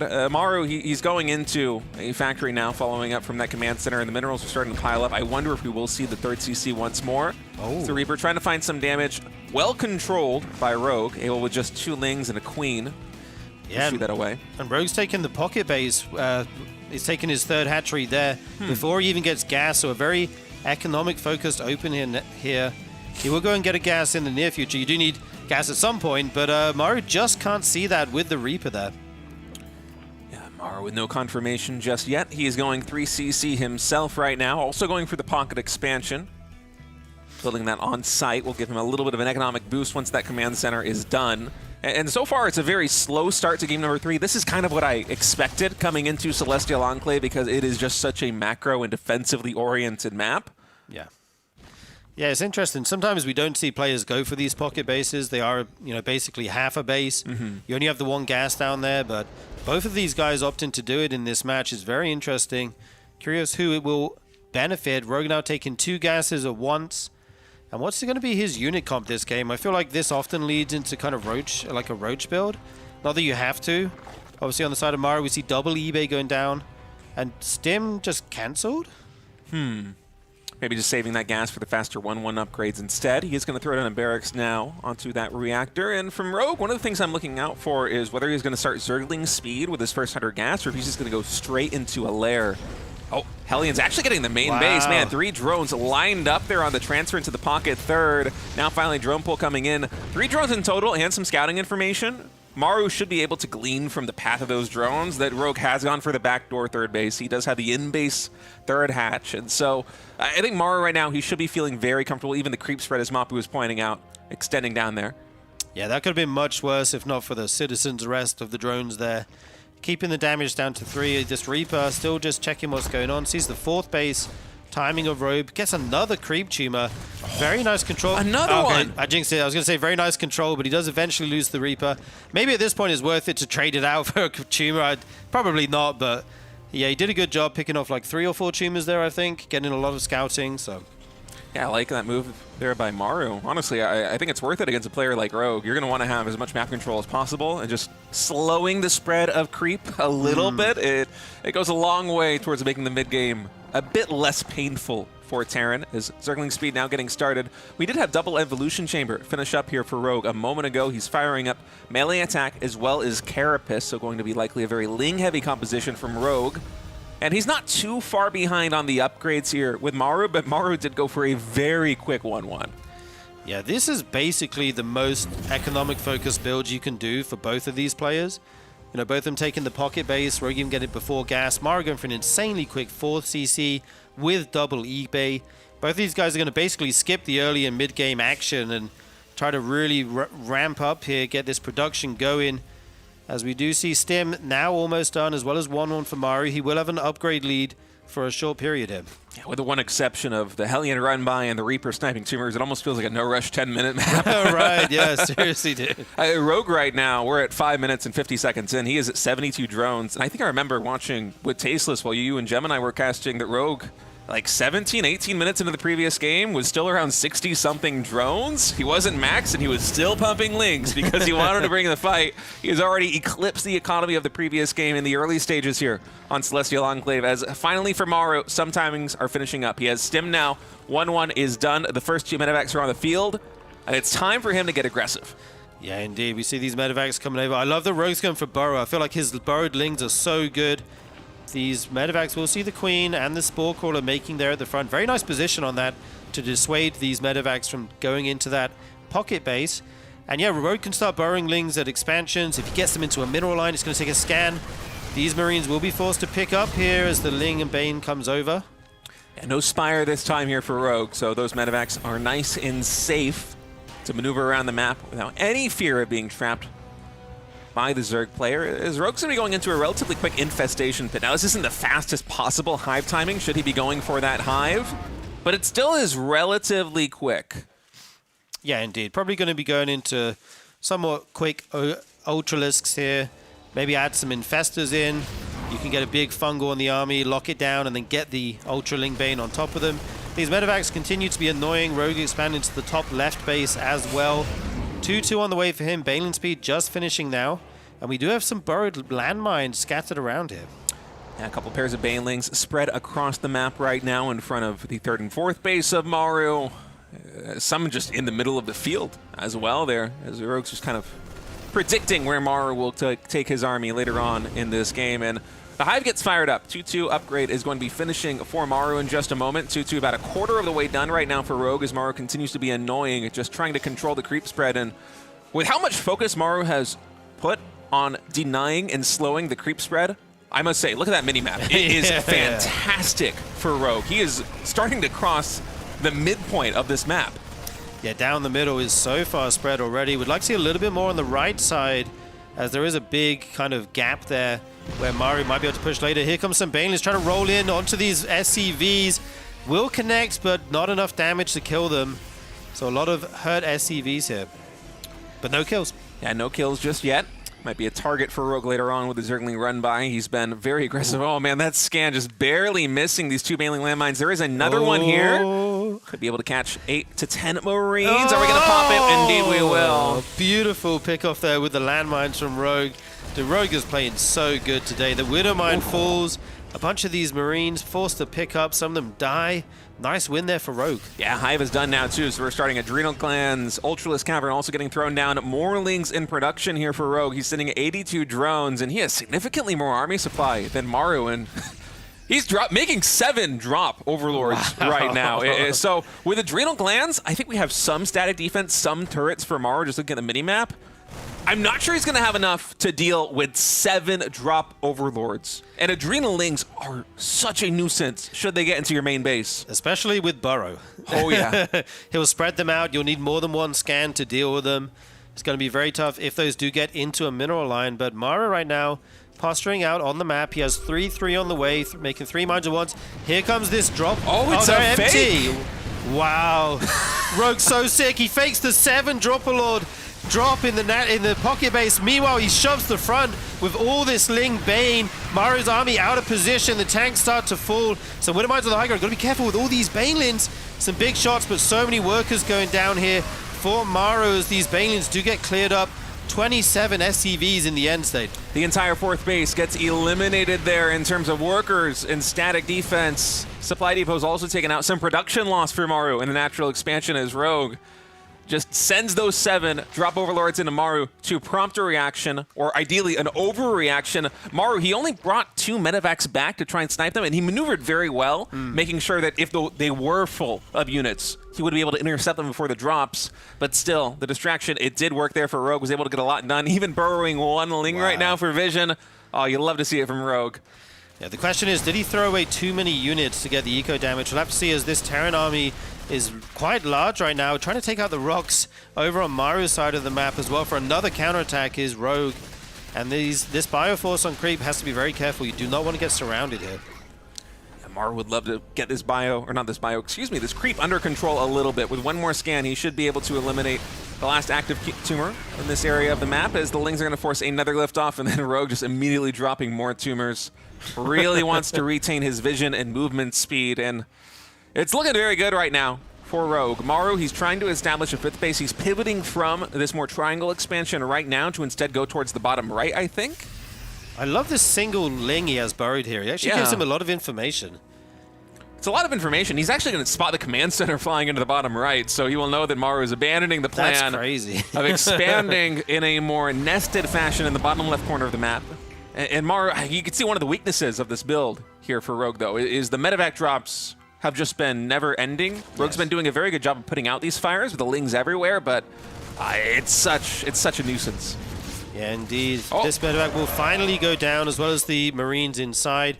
A Bane and Run-By is spotted by the CC floating over here, so Maru has time to react to this. The tank is sieged. There's Bio here. He's got to run the SCVs, though. Okay, they will get away, as that Baneland is slowed by the Marauder. Viper's now out for Rogue and collecting energy. Oh, but Maru's might have found them here. Oh, he finds the Vipers, actually dropping just a handful of Marines. Oh, if these medevacs had a couple more, he might have been able to snipe 1 or 2 of those Vipers instead.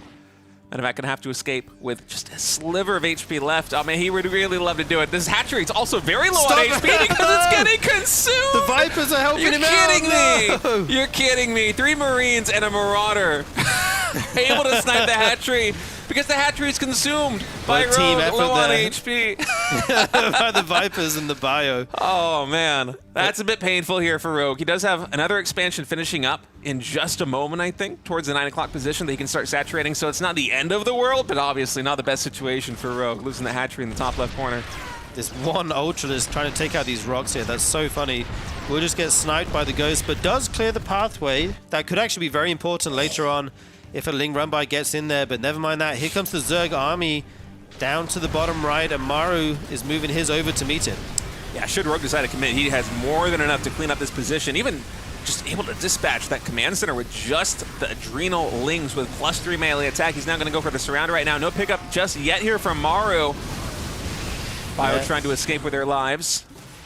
Yeah, indeed. More units coming over for Maru as he sets up at this base down here. There's quite a choke point there. Would be very difficult to attack into as the Zerg, but Rogue is happy picking off a base, remaxing again, looking for a better attack angle. Look at the units lost here. Very, very one-sided. Yeah, Rogue has been throwing a lot of armies at Maru, and he's been doing a very good job of slowing the income of Terran. This is why, despite the units lost tab being so in favor of Maru, it's actually Rogue who is maxed with a significant bank right now because he has the bigger eco. He has been spending his army on trading out for Maru's economy. But should we go to an endgame where we are fully split map here on Celestial and Maru is able to make sure that both players have the equal numbers of bases mined on their sides of the map, that's going to favor Terran. And it almost seems like with all the additional command centers coming in, with upgrades like Neosteel plating coming in right now for Maru, that's kind of where this game is going to go. And so for Rogue, I would love to see him start throwing down hatcheries, say, towards the bottom right corner, just to try and suck a couple of those minerals away from Maru, because eventually Terran will get them. Yeah, indeed. And here comes the big Ultralisk attack, showing themselves for the first time, clearing out all these mines. Nice blinding cloud on these tanks. They won't get any shots off at all. The CC forced to lift here. We do have Corruptors on the field for Maru now, so he can go to work on that. This is quite a lot of Marauders, though, can kite these units very well here. And I'm not sure if he'll actually be able to get this CC or not. It doesn't look like it, as the Ghosts come over to help out Maru as well. I mean, even if Rogue's able to take down the command center, there's so many more waiting for Maru. We have a lot of orbitals on the map right now. A couple of Marines are going to be a bit of a skirmish over here in the top left side. Rogue taking additional expansions, and he is now expanding into the bottom right side. That's going to be a very difficult position for Rogue to hold long term, But I think the more important thing is that he just starts to siphon those resources away from a future Maru, because Rogue, he does seem dead set on trying to knock Maru out of this game right now if he can with the attacks that he's going for. But Maru is one of the most resilient Terran players in the game today. Yeah, indeed. Rogue's taking a lot of these forward bases. Like you say, you want to take any minerals away from Maru's side of the map as early as you can. So even if he gets those bases, those positions later, he's not able to get as many minerals as he would be able to. With those mule drops, once you get up to an insane amount of orbitals, you know how it is in the late game. 13 ghosts on the field right now. They're going to trade out very well against the Zerg Hive units. We see Maru posturing on the edge of creep. Another Zergling run by in the bottom right, and Maru just can't establish this position. If he canceled the planetary in time, could have lifted off. Instead, it will get taken out by these +3 Adrenalings. Yeah, Maru's been on 5 bases for quite a while. He has a lot of CCs, but he can't land one anywhere, it feels like. All right, another attack coming in right now. Ultra should be able to deal with this number of Marauders as Rogue is pushing into this expansion. Maru, he's struggling to secure a foothold on the map, whether it be the bottom right side or this triangle expansion right here, as another planetary might be going down. Okay, enough ghosts coming in. That is so many snipes. That is a ridiculous amount of snipes and ghosts, and this is really the backbone of the Terran army in the late game, and until you kill the ghost, the Terran is never dead. There's always a chance. Yeah, and Rogue's army has been doing a better job of denying these expansions than you would typically see a Zerg player do, because he's been playing this on a very low drone count. Oftentimes you'll see a player like Raynor, for example, might go to 90+ drones when you're doing this kind of style where you're constantly trading armies with a Terran player, and he'll have a healthier economy because of it. But a Rogue just has a little bit more army supply, and you can see that starting to pay off. Yeah, indeed. Maru will find this one hatchery down here as the drones evacuate. That's a nice pick off. On the other side of the map, going for a Ling run by, picking off some tanks in the mineral line. More tanks exposed here, but the ghosts come to help out. I'm not sure if these trades, like who they're favoring. There's a lot of SCVs going down. These Marauders fall back to the tanks here. That Viper takes a big Widowman shot, but will survive. Here come the blinding clouds, and we have just got non-stop action here in this game now. 15 more SCVs go down at the 6 o'clock expansion. More Ultras and Lings coming in as Maru's really getting taxed, and that is a ton of ghosts coming in. Almost feels like we have more ghosts than Marines and Marauders at times. Maru's been doing such a good job of retaining his ghost count. And I must say, if a Rogue is somehow able to isolate and clean up these ghosts, the game is straight up over. So Maru, everything that he can do to keep the ghost count alive, that's kind of his ace card here. It's the one thing that he really has going for him in terms of army composition. But look at that. 37 Banelings morphing in. Rogue just spent the majority of his bank. He's down to 700 minerals right now. He's investing everything in a one-punch army to try and knock Maru out. Yeah, indeed, but Maru's actually being aggressive as well. We see him making nukes on the back of this. He'll be able to harass some bases with those if he's able to, as Rogue is going to pull the trigger. So many Overseers at the front to tank these Widowmine shots. Maru forced to retreat here. Ling's at the other base as well. All the snipes going down on the Ultralisk. What a massacre. There's still more Zerg left, though, as the Banelings do get some connections, trying to get on top of these ghosts, but they're not quite quick enough. Yeah, the Banelings just chasing the cloaked ghosts right now. Good splits coming in from Maru. Nearly every single ghost, if not every single ghost, is going to survive, and that was a coup of value for the Terran player. And keep in mind, Rogue, he's playing this on 77 drones. He doesn't have that huge economy. It's going to be a bit of a struggle for him now to get back to a max supply. And Maru, he retained the most important part of his army. Yeah, indeed. And Rogue had a big bank. He had like 2.5k at one point, but he's burned all the way through that. Here comes the first nuke of the game. Oh, no. I don't think Rogue has seen this. Rogue, a lot of his army is right here. Will he find it? He finds it, but it still drops. Only 4 drones going down and the HP on the hatchery. That was a close call. It was a scary moment. With his Banelings parked over there, I was wondering whether he actually knew there was a nuke being called in at that expansion. In the end, just 1 queen and 4 drones are going to fall, so good crisis management here by Rogue. Re-expanding now to the 3 o'clock position. And Maru's just getting so much damage done. 2 more hatcheries are about to drop. And look at the army supplies. It's double in the advantage of Maru, and a lot of that is still in these ghosts. Yeah, indeed. And Rogue just, in the way Maru couldn't get established in the bottom right, Rogue can't seem to hang on to these hatcheries on the left side of the map. 2 more going to go down here, as this one is in the red HP already. Some Widowmines coming over, and Rogue just doesn't have the army to What commit to is find this change? 17 Swarm hosts get started for Rogue. I saw him get max supply, and I'm like, wait, what just happened? How do you possibly afford a max supply army, given the way your economy was a moment ago? Well, 17 Swarm hosts is how you do it. I don't think I've ever seen a Swarm host transition like this versus Bio in the late game. This is something you might see versus Mech in the late game. Let's see how this works for Rogue. Yeah, you normally get them early and try and get value over time as you use more and more waves. Rogue pulling them out almost at what feels like the end of the game here. Almost like a desperation move. It's going to be a Nidus network going down with this as well. If he's able to get some big Locust waves in the bases of Maru, especially if there's planetaries there undefended. But the Widow Mine spots them all. Well, that's a lot of Locusts now going towards the planetary fortresses here in the bottom left side. The Locusts will do a very good job of cleaning up the siege tanks and the Widow Mines if they have detection there with the Overseers, but this army for Rogue, you send a Locust out and that's kind of where you're committed. The Swarm hosts themselves are defenseless, so if Maru could just continue to attack in multiple locations at once, that is something that Rogue will really struggle to deal with his composition, and he is doubling down. Even more Swarm hosts have finished. I think he's now up to almost 24 Swarm hosts in total, and Maru is just still getting damage done. Yeah, look at that, 18 Swarm hosts. Yeah, that is a lot of Swarm hosts, but if Maru's able to jump on them before they can fire, that could be insanely good for him. One will fall here, another one goes down, and these are expensive, both in resources and supply. He's just not, I feel like the first wave didn't do enough. It didn't do very much, but one thing that this has done for Rogue is that it's buying him a little bit of time. You notice he's max now with a bank, where we were talking a few minutes ago about how he would struggle to reach the max supply. And Maru, he has been able to snipe 2 hatcheries in this time, but the Swarm hosts are a little bit of a curveball here. And I think it's throwing Maru for a loop. He's slowing down a little bit. Even Ling's catching him out of position right now as Maru's trying to secure an expansion in the top left side. Ghost Academy also getting rebuilt. Maybe even more nukes are going to be on the field. And look at this, a Nidus network in the main base. Rogue is just an agent of chaos, Rogue Sturgeon. is a genius. I can't believe he might find a way to pull this game back. There was a moment there where there was so many ghosts remaining and Rogue's supply was falling. I thought he was, you know, on the way to being dead, but somehow bringing this game back to life, keeping it interesting.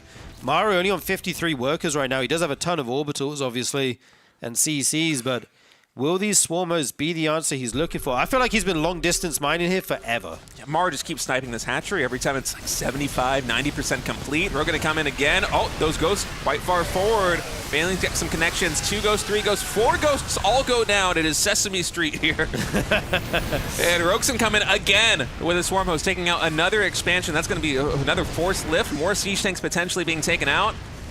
Yeah, these Swarmos getting some damage at least. They've got to pay for themselves many times over to be worth. This Nidus in the main is keeping Maru busy. Does he actually have anything going over there right now? He needs to send army back because there's very little production here for Maru. It's 4 ghosts and 2 siege tanks because his mineral income is down to about 1,300, 1,400 minerals per minute. It's these units that are needed to try and reinforce right now. It's ghosts and siege tanks, which are not what you want to clean up a bunch of Lings, because there's detection too. The Overseer's there to spot for the Nidus network, so 4 ghosts just got cleaned up in the main base here of Maru. That's insane. You try and kill the ghosts all game, and then suddenly there's a couple Lings. You manage to do it in the main base. And another wave of Swarm hosts coming down here, and this game is really wild right now. I'm not sure who's going to win this. We have Hellbats being made, +3 weapons, more Swarm hosts being added. This game is insane. 11 hatcheries have fallen so far for Rogue, but he just keeps re-expanding once more, re-expanding in the bottom right side. And you look at the mini-map, a lot of the expansions of Rogue have basically no minerals left. He needs expansions like this one. That's why there's so many drones already saturating it and distance mining from it. Because the mineral income, right now, it might be okay for Rogue. In a moment, it's going to be very poor. And with Maru still leading an army supply, especially against a Zerg army that has Swarm hosts with very little gastro mating to remax, it is potentially a problem here for Rogue, despite how good this late game is looking. Indeed. Another wave comes in. We'll get cleared up. And I like that Maru's adding so many Hellbats into this army. They will absolutely shred all of the Locusts that the Swarmos fire. 1 lone SCV, long distance miner. This is such a weird base setup here. Yeah, the other command center is like parked to the north of the Vespine Geyser for the 3 SCVs there. It has been a chaotic game, and you can see it just in the infrastructure in the main base and the expansions here at Maru. Another Nidus network coming in, the pocket expansion here, the natural expansion. I'm not sure if that has been spotted just yet. And the snipes coming in. Man, Swarm hosts are tanky. I don't really see ghost sniping Swarm hosts very often. I kind of assumed it would be a one-shot, but yeah, they just survived their very low HP, but they... And once again, we have another Nidus in the pocket base. The Ghost Academy going to fall here. This CC will be forced to lift, and if you can get that in the main as well, that could be very good for Rogue if units don't come back from Maru. Right now, there's a lot at the front dealing with these Swarm hosts. And what are we seeing right now? Is this like a change in the meta where you switch into Swarm Host at some point against Bio? I mean, Rogue himself is just a living change in the meta right now in the RSL. He's the only Zerg surviving in the entire playoffs, and now he is 2 map wins away from going up against Max Packs, and he's doing it in such unconventional ways. The Swarm Host, I was skeptical. He still has 19. He is still making them work, but Maru, he's fighting back. Another hatchery gets taken down. This is going to severely cripple the mineral income of Rogue. I'm still worried about the Remax. These plays, they are awesome here for Rogue, but with 2,000 minerals and basically nil gas, he kind of has to work with what he's got. Yes, indeed. A lot of lings will be able to be made. The Swarm Host coming again. They're going to get some more tanks here, which is very nice. If you can trade out gas units for your Locust, that's awesome. This Planetary will go down as well. This wave was very effective here. Wow. Another command center taken out. Maru is trying to drop a bunch of mules over by the 10 o'clock position of that expansion. As Rogue, I think his highest mining base is this one on screen right there with 10 drones mining at full saturation. Ling, Bailing, and Ultra now coming into the center of the map. It's a bit of a choke point here. Maru, will he be able to retreat with all these ghosts? The Bailing's not quite finding the connection, and that's the only Zerg unit that can really chase those ghosts down. Gets a tank there. I'm curious where the Swarm Hosts are while this is going on, because it's usually a 1-2 punch. There's so many of them, you can just see them on the mini-map. Oh yeah, they're all the way back here. That's so funny. It would have been really nice if he could have sent those into a Terran base at the same time. Now they do move over. Maru having this 10 o'clock base is problematic for Rogue. I feel like he needs to reclaim this area. Look at that income advantage. 2,700 income advantage for Maru right now, and it's all the mules here in this expansion. Rogue is eventually going to be able to take this out. I think with a surround right now on the Locust, yeah, there isn't enough surface area to repair there for Maru. Yeah, that's a lot of wasted mules as well. No, I wouldn't say so. They spent about 90% of their life already mining the minerals. They just missed like a trip or two at the end. Yeah. Maybe just the one trip. I think it's a good play for Maru. I mean, this is one of the benefits that you have here as Terran is you have so many orbital commands. You drop down the mules and the income comes in one big burst. We see Maru is really struggling for resources. Now he has a 2,000 mineral bank. And this is one of the dangers for Rogue, is you have to be so on top of denying these extra expansions for Maru if you really want to starve him out. But Maru, he's been so tenacious. It is so hard to eliminate him from a game like this one. And now the Locusts have to be used defensively as Maru is pushing all the way onto creep here. The Zerglings will come up. Maru doesn't want to engage into the Locust, but might be forced to here as the tanks are sieged in this location. Aldering Bane coming in, Blinding Cloud goes down as well. Doesn't look bad for Rogue, but I think Maru's just coming out too far ahead of this. The supply too strong. He has so much army remaining, and that might just be the beginning of the end here for Rogue as he's gone through all of his bank. He's gone through his bank. There's no minerals remaining. There's very little gas remaining. He's adding in some more corruptors right now to try to deal with it, but I think he realizes the effort is futile. And I must say, that was a brilliantly played game by Rogue. And the fact that Maru was still able to fight back and win game number 3, yeah, this is going to be an epic series, Sturgeon. I mean, it is already incredible, epic, and we have so many more games left. What an insane game. Like, both going for a very macro-focused builds, you know, with the pocket bases first, then quick fourth bases. Then we max out, then we have ghosts. Then we have a Swarm Host switch that just completely flips the game on its head. Now as Maru, you're defending Nidus's Swarm Host. But he rode it all out and eventually just able to max out and push across the map. What a game by both players. It's one of the reasons why Celestial Enclave is really just the Maru map in this pool. It is so difficult to knock him out. And you see the plays that Rogue was making. He sniped a ton of command centers. He kept Maru, his economy really throttled on just a couple of bases, on a couple of mineral patches for the longest time. But Maru just doesn't die. He simply does not die in these late game scenarios, despite the curveballs that Rogue was throwing at him, like the Swarm Host transition. One thing that he did so well was, I think we had maybe just a handful of ghosts get taken out the entire game. Yeah, by the Lings in the main. By the Lings in the main. We even had, in that last engagement, when Rogue was fighting in, obviously Maru won that fight. It was the fight that secured his victory, but Rogue was still microing his heart out. He came in at an awkward angle with the Swarm Host Locust to try and surround and snipe the ghosts. I think he got at least 1 or 2 of them with the Locusts. Brilliant play on both sides, but man, Maru a little bit too strong on Celestial Enclave. We're going to move in to the next map now. Rogue leading this best of 7 series 2-1, but Maru making a strong statement on Celestial. Will he be able to play the same defensive game on this next map? Let's find out. Well, we are watching some very high-level TVZ right now. Oh, it's Mothership. And it's going to be Mothership. Both these guys playing out their minds. Very curious to see what this map brings. There's so many bases on this map. if we have something similar, the amount of bases each player could take would be out of this world.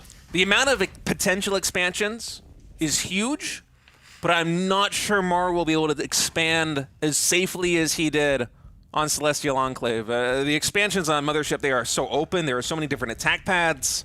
Honestly, I have to give just the map a little bit of an edge here to Rogue because it's hard to play the same safe, nested game that Maru did in the previous map, isn't it? Yeah, I agree with you. I actually really like this map for Mutalisk. There's so much airspace. Gas. As we see a gas. Pool.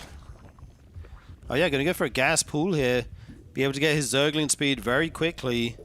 And then maybe he's going to run around the Reaper, try and pick off the SCV making the CC. Yeah, I wonder what this is going to be. Eventually, we will have the hatchery come down to the natural expansion, but it's a very aggressive opening here for Rogue. It could be fast Ling speed, as you said. It could be Lings and Banelings. It could be Roaches. I think it's almost definitely going to be some kind of early game aggression here for Rogue. And I wonder how much he is going to commit to the pressure, because Rogue has already proven versus Cure, versus Maru, versus basically everybody that he's played in this RSL, he is not afraid of pulling the trigger and just going for the throat right from the onset.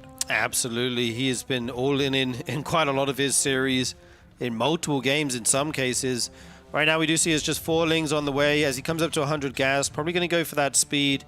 I would imagine he's going to pull out of gas here once he gets the Ling speed.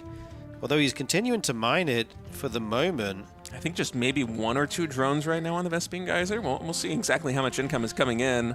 Yeah, but you don't take this gas for this still long. 3. If you're not going to do something with it, you don't take this gas for this long.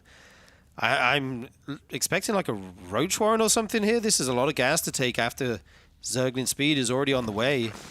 With another Queen started, it can't even be something like a really fast lair, I think, unless we throw it down to the natural expansion.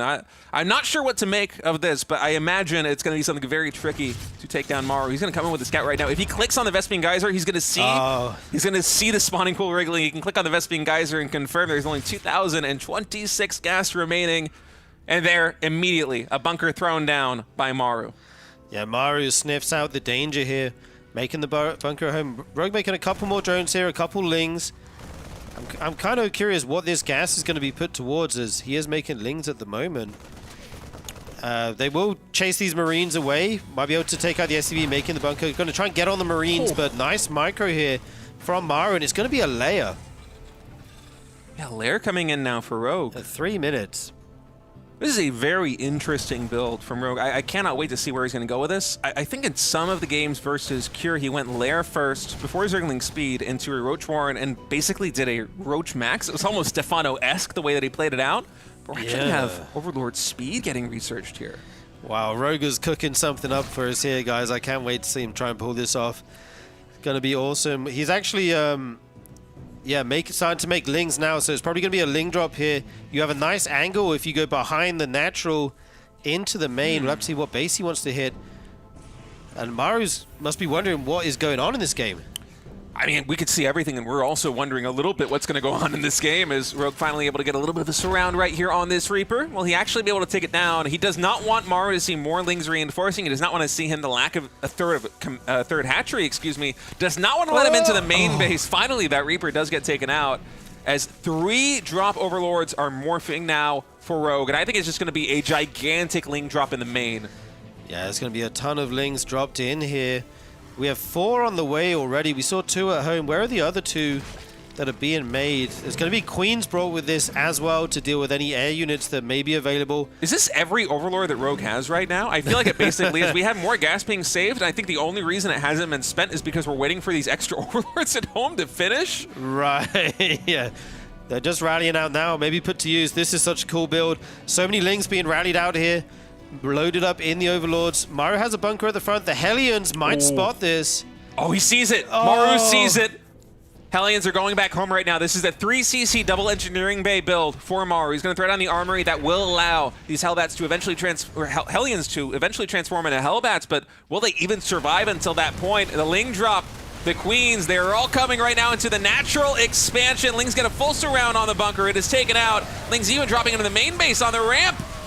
There's so many Lings, and it's just GG. Rogue with the layer Ling drop. Look at that grin from Maru. Rogue just a little bit too tricky, able to take out Maru with a cheeky build.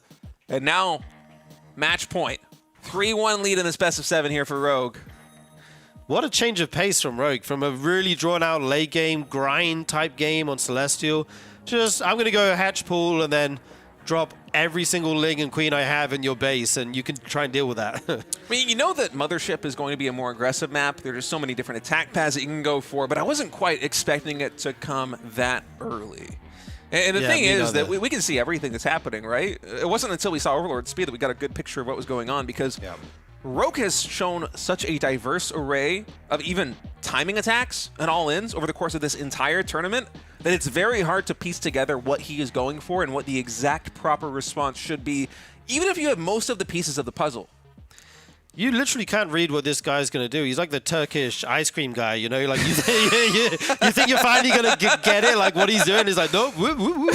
You have no idea whatsoever. He's played so many builds. I love that analogy. That's perfect. Yeah, he is a Turkish ice cream guy, man. He is crafty. And let me tell you, that ice cream, it is so sweet because this has been some awesome StarCraft 2 action. And folks, if you want to support the RSL, the best way you can do it is to join us in our growing community on Patreon, patreon.com/ReviveSE2. This literally would not be possible without your support. There are a ton of different tiers available. We have tiers where you get replay packs, you get voting privileges on the map pool, you get voting privileges on the players invited into every season. And even if you don't want to give any money, you can join for free and just get news on the RSL, help get the word out there. It's an awesome thing to do.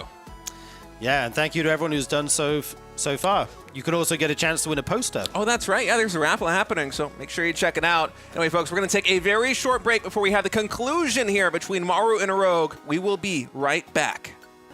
What's up, guys? Tasteless here. I am going to be showing you the StarCraft tabletop miniatures game again, and this time we're going to be unboxing it. So let's get started.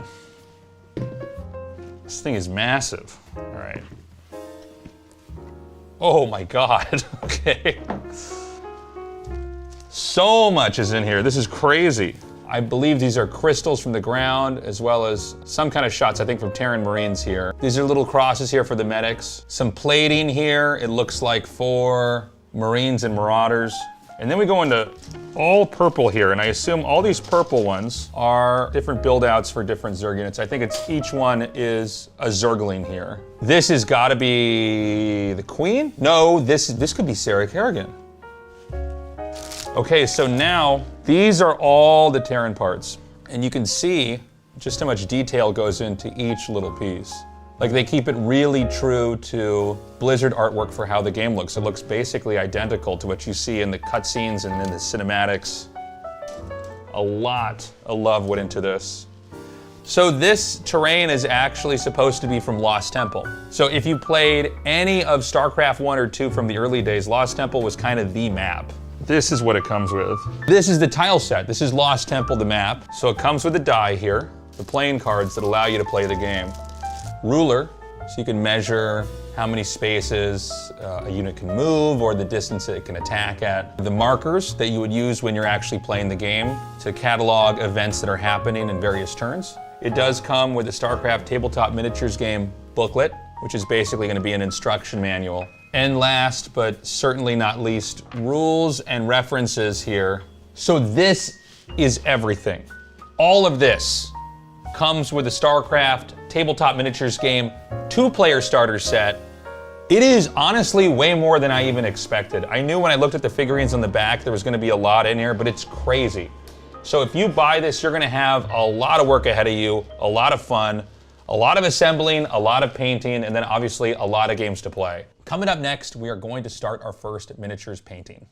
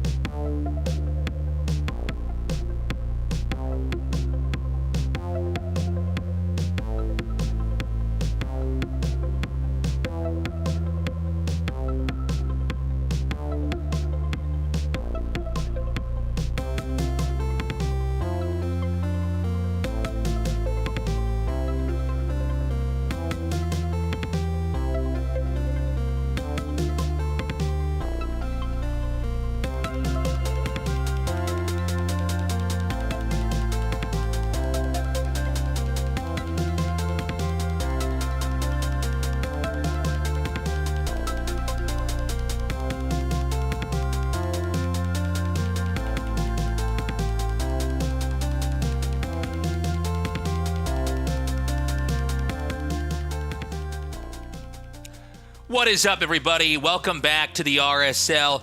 It has been an insane series here and kind of an insane whole finals day here. Rogue is tearing through the lower bracket here and in some sense looking unstoppable. He might just do it, man. He might just go all the way in the perfect storyline, basically coming all the way from the first round of the lower bracket. He lost his first playoff match, got kicked down to the lowers, and he's been on this tear through the lower bracket the entire day, the last couple weeks as well. It's just absolutely crazy that he might actually go to the grand finals. You know, it's funny because obviously there's been a lot of controversy right now in the current iteration of StarCraft 2. People saying Protoss is too strong and that Zerg maybe is not viable. Now, Rogue had been gone for a while. All the Koreans, they have to do their compulsory military service out here. That takes about 2 years. You're not allowed to be a pro gamer during that period of time. Rogue is back, and Rogue is showing he knows how to win. Yeah, man. It feels like he's someone that just can always come back and just play just insane games. He just always is so good at coming up with these ridiculous strategies that despite the meta being, you know, one way or the other, he can always come out with some stuff that just kind of sweeps people off their feet, and he has been doing a great job of that today in the ZVT matchup particularly. And Old Republic is going to be our next map here. Can Rogue close this one out 4-1?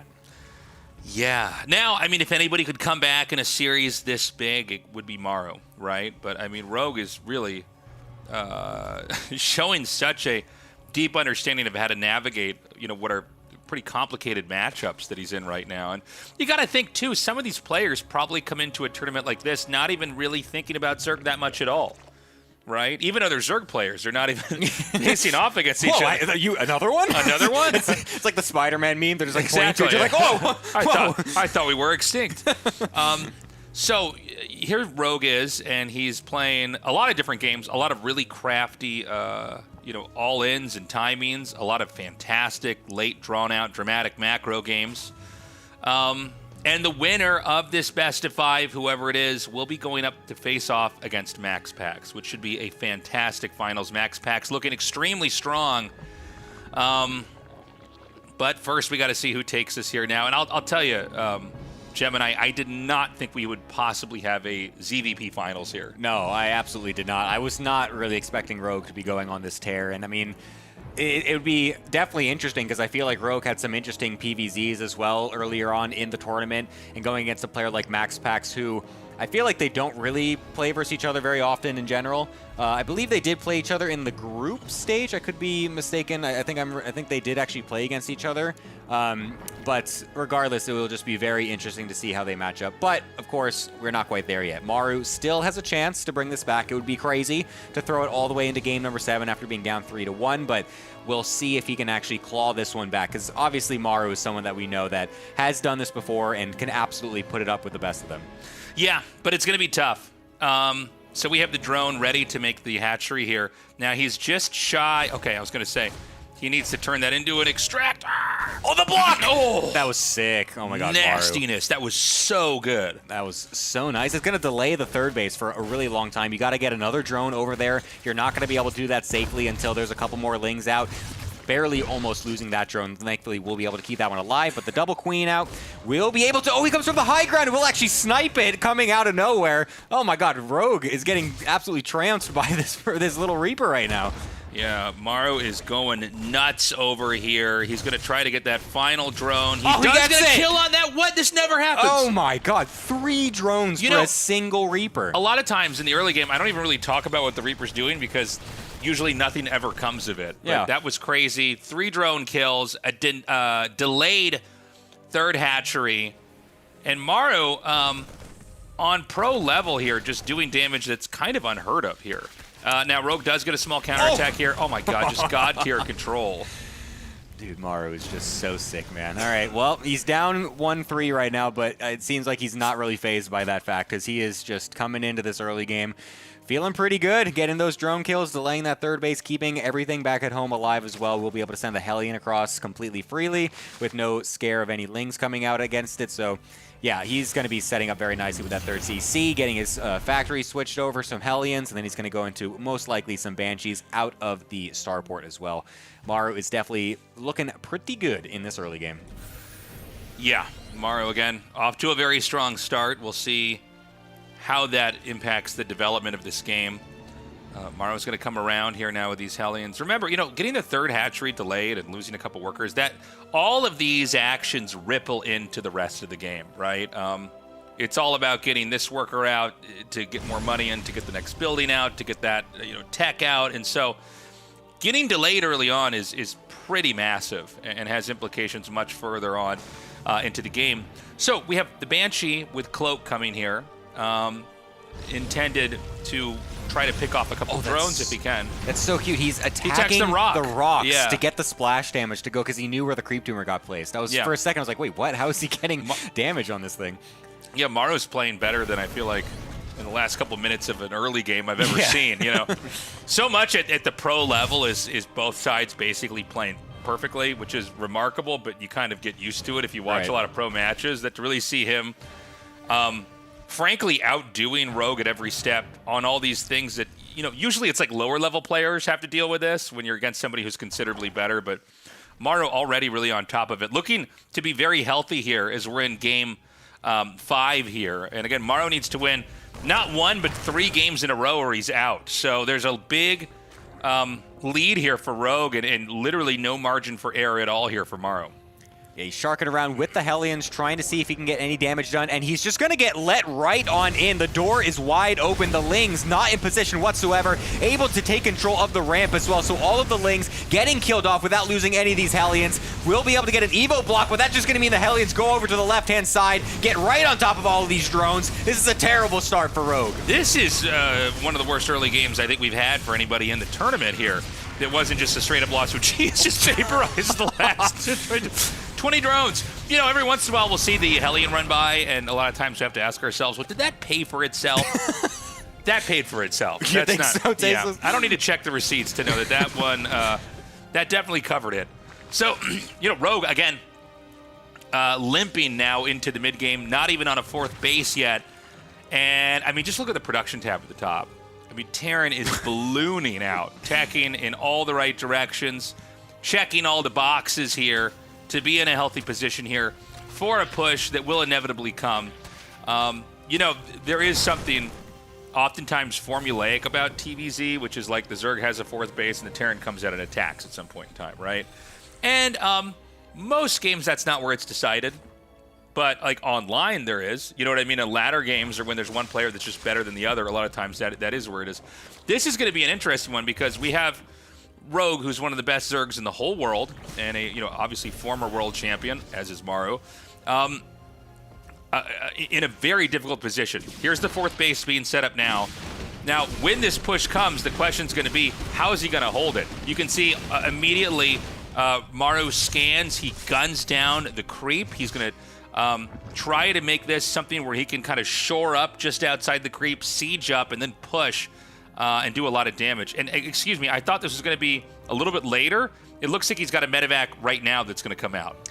Yeah, on the left-hand side, it looks like he's going to continue to try and deny that creep over there as well, just making it as difficult as possible for Rogue to know where exactly the units would coming from later, and allowing himself as many opportunities to get into the Zerg side of the map, basically. And the double Banshee over on the right-hand side was distracting for just a moment, but now we have these double medevacs going up into the main base. We'll be able to try to do some damage here, as there's only a few Lings, so we'll be able to kill those off before the extra Queens and other units come in. Might even try to get a couple of drones, but sees a couple roaches, so we'll just go onto that instead, and then get some extra drones as well before he boosts on out. Gets the scout on that Baneling nest, I believe is what that is over on the right-hand side, but I don't believe he actually clicked on it.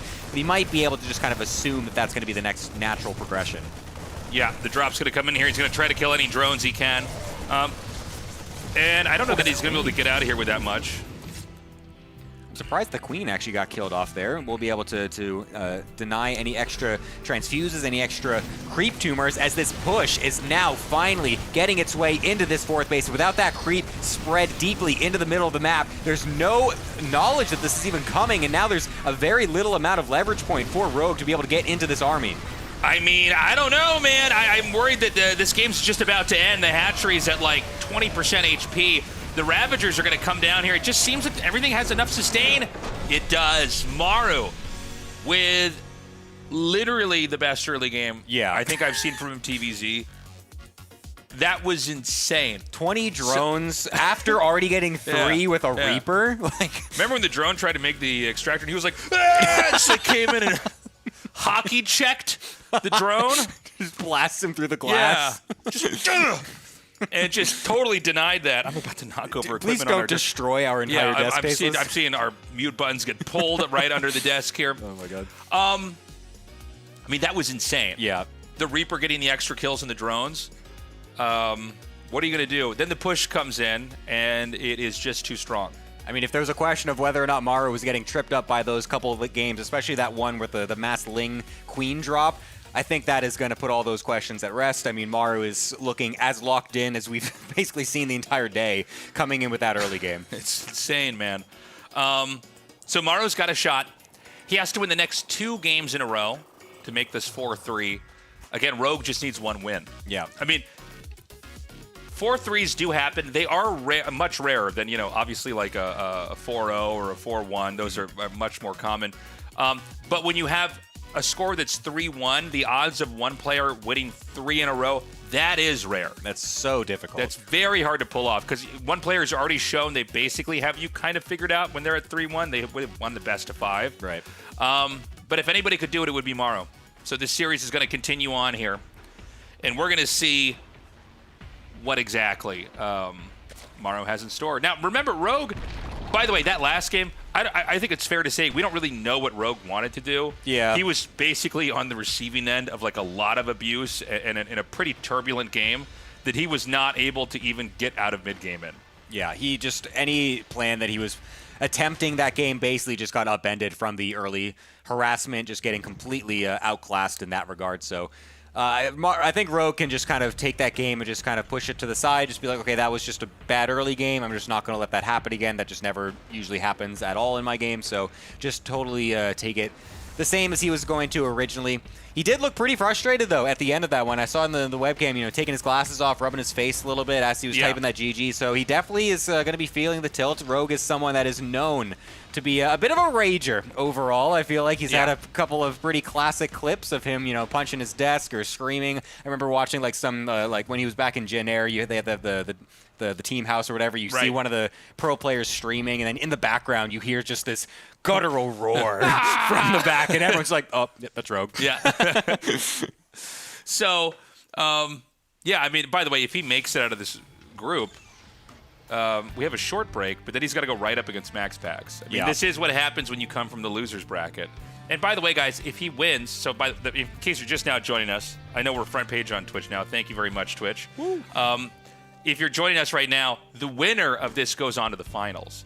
But the winner, if the guy from the losers bracket, so whoever these two make it past that, has to win the best of 7, and then it's a reset into a best of 3. Right. So this is a really exhausting marathon for those coming from the losers bracket. But of course, that's the burden you you get being in the loser's bracket, right? The guy in the winner's bracket had the flawless run. Yes. So Max Pax is waiting for whoever's going to advance here. But right now, Maru and Rogue are looking so sick. Yeah, it just makes the win that much more impressive as well if they're able to actually go all the way, because you just realize how many games they have to play in a row to get that victory. So it would be absolutely crazy if Rogue could actually manage this. But for now, again, Maru looked very strong in that last game, coming out this game as well with another totally standard option, going for yet again a third CC, going for the factory, going to be going into some Hellions, and the Banshee did so well last game. Do not change it if it wasn't too broken. Now, the last game is pretty... Oh, nice. Okay, the last game's pretty impossible to recreate. Yeah. Like, it's impressive that Maru did it, but, like, Rogue is an extremely good player. He's not going to let that happen You're again. not banking on that being the way you get back in the series. Right, You just kill right, right. 20 drones every single early game. Yeah, I mean, he had basically, like, 3 really good moves early on that you know, it makes that fourth base a real layup to come in there and push. But, yeah, Maru basically going to stick with... I guess the basics, you could say, over here. He's going to try to slip the drone in here. He actually did do a little loop around the blind spot of the Reaper here. And so he is going to be able to get that third hatchery set up. And the Reaper's just, for now, trying to scout and see what's going on. We do have the layers starting here as well. Yeah, we'll be able to get the scout off, actually. That's very important because I feel like it's a pretty early layer coming on in for Rogue. He has liked going for these early layers overall in this series, it seems like. Thankfully, Maru will get that scout, so he will be aware that that is a possibility. We'll just kind of be going into his double eBay response anyways, getting Stim out as well. There's no cloak, I believe, on the Banshee. Actually, there's no starport, actually. I'm just noticing it's got 2 barracks coming out already. So no starport coming in for Maru. So a bit of a switch up on his end. Going to be going for slightly different style. Going to be going for some more bio-heavy play and the faster double eBay. Okay. For now, it's going to be a lot of powering here. There's no real easy way for either side to really hurt each other, right? They're both taking 3 bases. Although we do have the Hydra Den, like you were saying, coming down here. Or maybe you didn't mention. Maybe I imagine you said that. I was like, you just said, hallucinated like, in the downtime when I was just talking. So the Hydra Den is coming down here. That is interesting. But yeah, both players going to be powering up for the time being here. Terran getting 1-1, getting Stim. In a game, and a lot of the games these guys create, they do end up with these split map positions. Yes, they do can sometimes get these things, get the maps just totally split up and for these ridiculously long, dramatic matches. Nice little surrounder on the Hellion. We'll be able to kill that off, but that was the only Hellion that Maru actually made this game. Plenty of Marines were built out of those double barracks, and the fast Stim coming on up, so he's setting himself up for a potential medevac timing with 1-1 and Stim finished a little bit later, it looks like. Might try to poke the front a little bit before that just to kind of bait some units out. Did get the scan as well to see that the Hydra Den was making, so it's very critical that he sees that because there's a lot of Hydras in the production tab right now for Rogue. He's not droning anymore at this point. He's going to go full on to a lot of Hydras, continually making them as well. Is he trying to go for a massive Hydra Ling all-in right now? So I was wondering about this when I saw the Den come down because I'm like, well, that's interesting. This is not a common play. Yeah. But you have a lot of burst damage. And remember, the Hydras, if they can get, if you actually win the fight over here, you can shoot down the command center. But then he's making drones behind it. So yeah. I don't really... I'm trying to wrap my head around what I'm seeing here. At first, it looked like he was going to be going for just like a big pressure play and then maybe all in behind it, but then he's just making drones, and now he's still aggressing with the units as well, so he's kind of faking this out a little bit, trying to make it look like he's going for a massive all-in play, but instead he's actually droning behind it, getting the infestation pit to eventually go into a hive, assuming he doesn't just make swarm hosts, which he did kind of make at a random time a couple games ago, so yeah, right. It's still possible that he might be doing something totally weird, because we never really know with Rogue. It seems like he can just bring out absolutely anything, but it likely will just be going into the hive and then eventually lurkers as well, as that can still be a very strong mid-game army for the Zerg. Yeah, pretty technical stuff here. It was honestly even confusing for us, and we could see everything. But it's infestors. What? Okay, Hydra wow. infestor. Okay. Yeah. Sure, Rogue. Okay, very let's see it. alternative unit comp here. Now, Maru has to know this is a possibility that you could get behind this, but it's definitely not what you see in ZVT right now. I mean, go back to the ZVTs we already saw here with him versus Cure and him versus Maru. This was not, we didn't have a game like this. A lot of range here. Now, Hydras, when you have enough of them, the burst damage is insane, right? But when you get the fungal, you freeze everything, and the Hydras just, they erase everything. So, like, if you get a fungal on the Medevac and Marine cluster, you're erased. You're gone. It's the splash damage just is absolutely ridiculous, especially if you can just keep them all clumped up like that. Marines will just get absolutely evaporated. This is actually kind of a weird concept that's old from StarCraft 1 even, which was Plague and Hydras. Which is like, Hydras aren't like that great in TVZ and StarCraft 1, but if you plague them, they just one-shot everything. Right. Kind of kill them, and it's kind of like the same idea with the fungal, is that they're frozen, and then you wipe out the medevacs, wipe out everything on the ground, and just kill it. Yeah, we'll see exactly if he can get that engagement, of course. It's a dream to be able to actually get that. Getting it in the first place is the difficult part, especially since those infestors are very slow. He doesn't have burrow yet, I believe, so he's not able to kind of shark them around, try to get the, the hidden infestor on the back end to pop up and get the big fungal.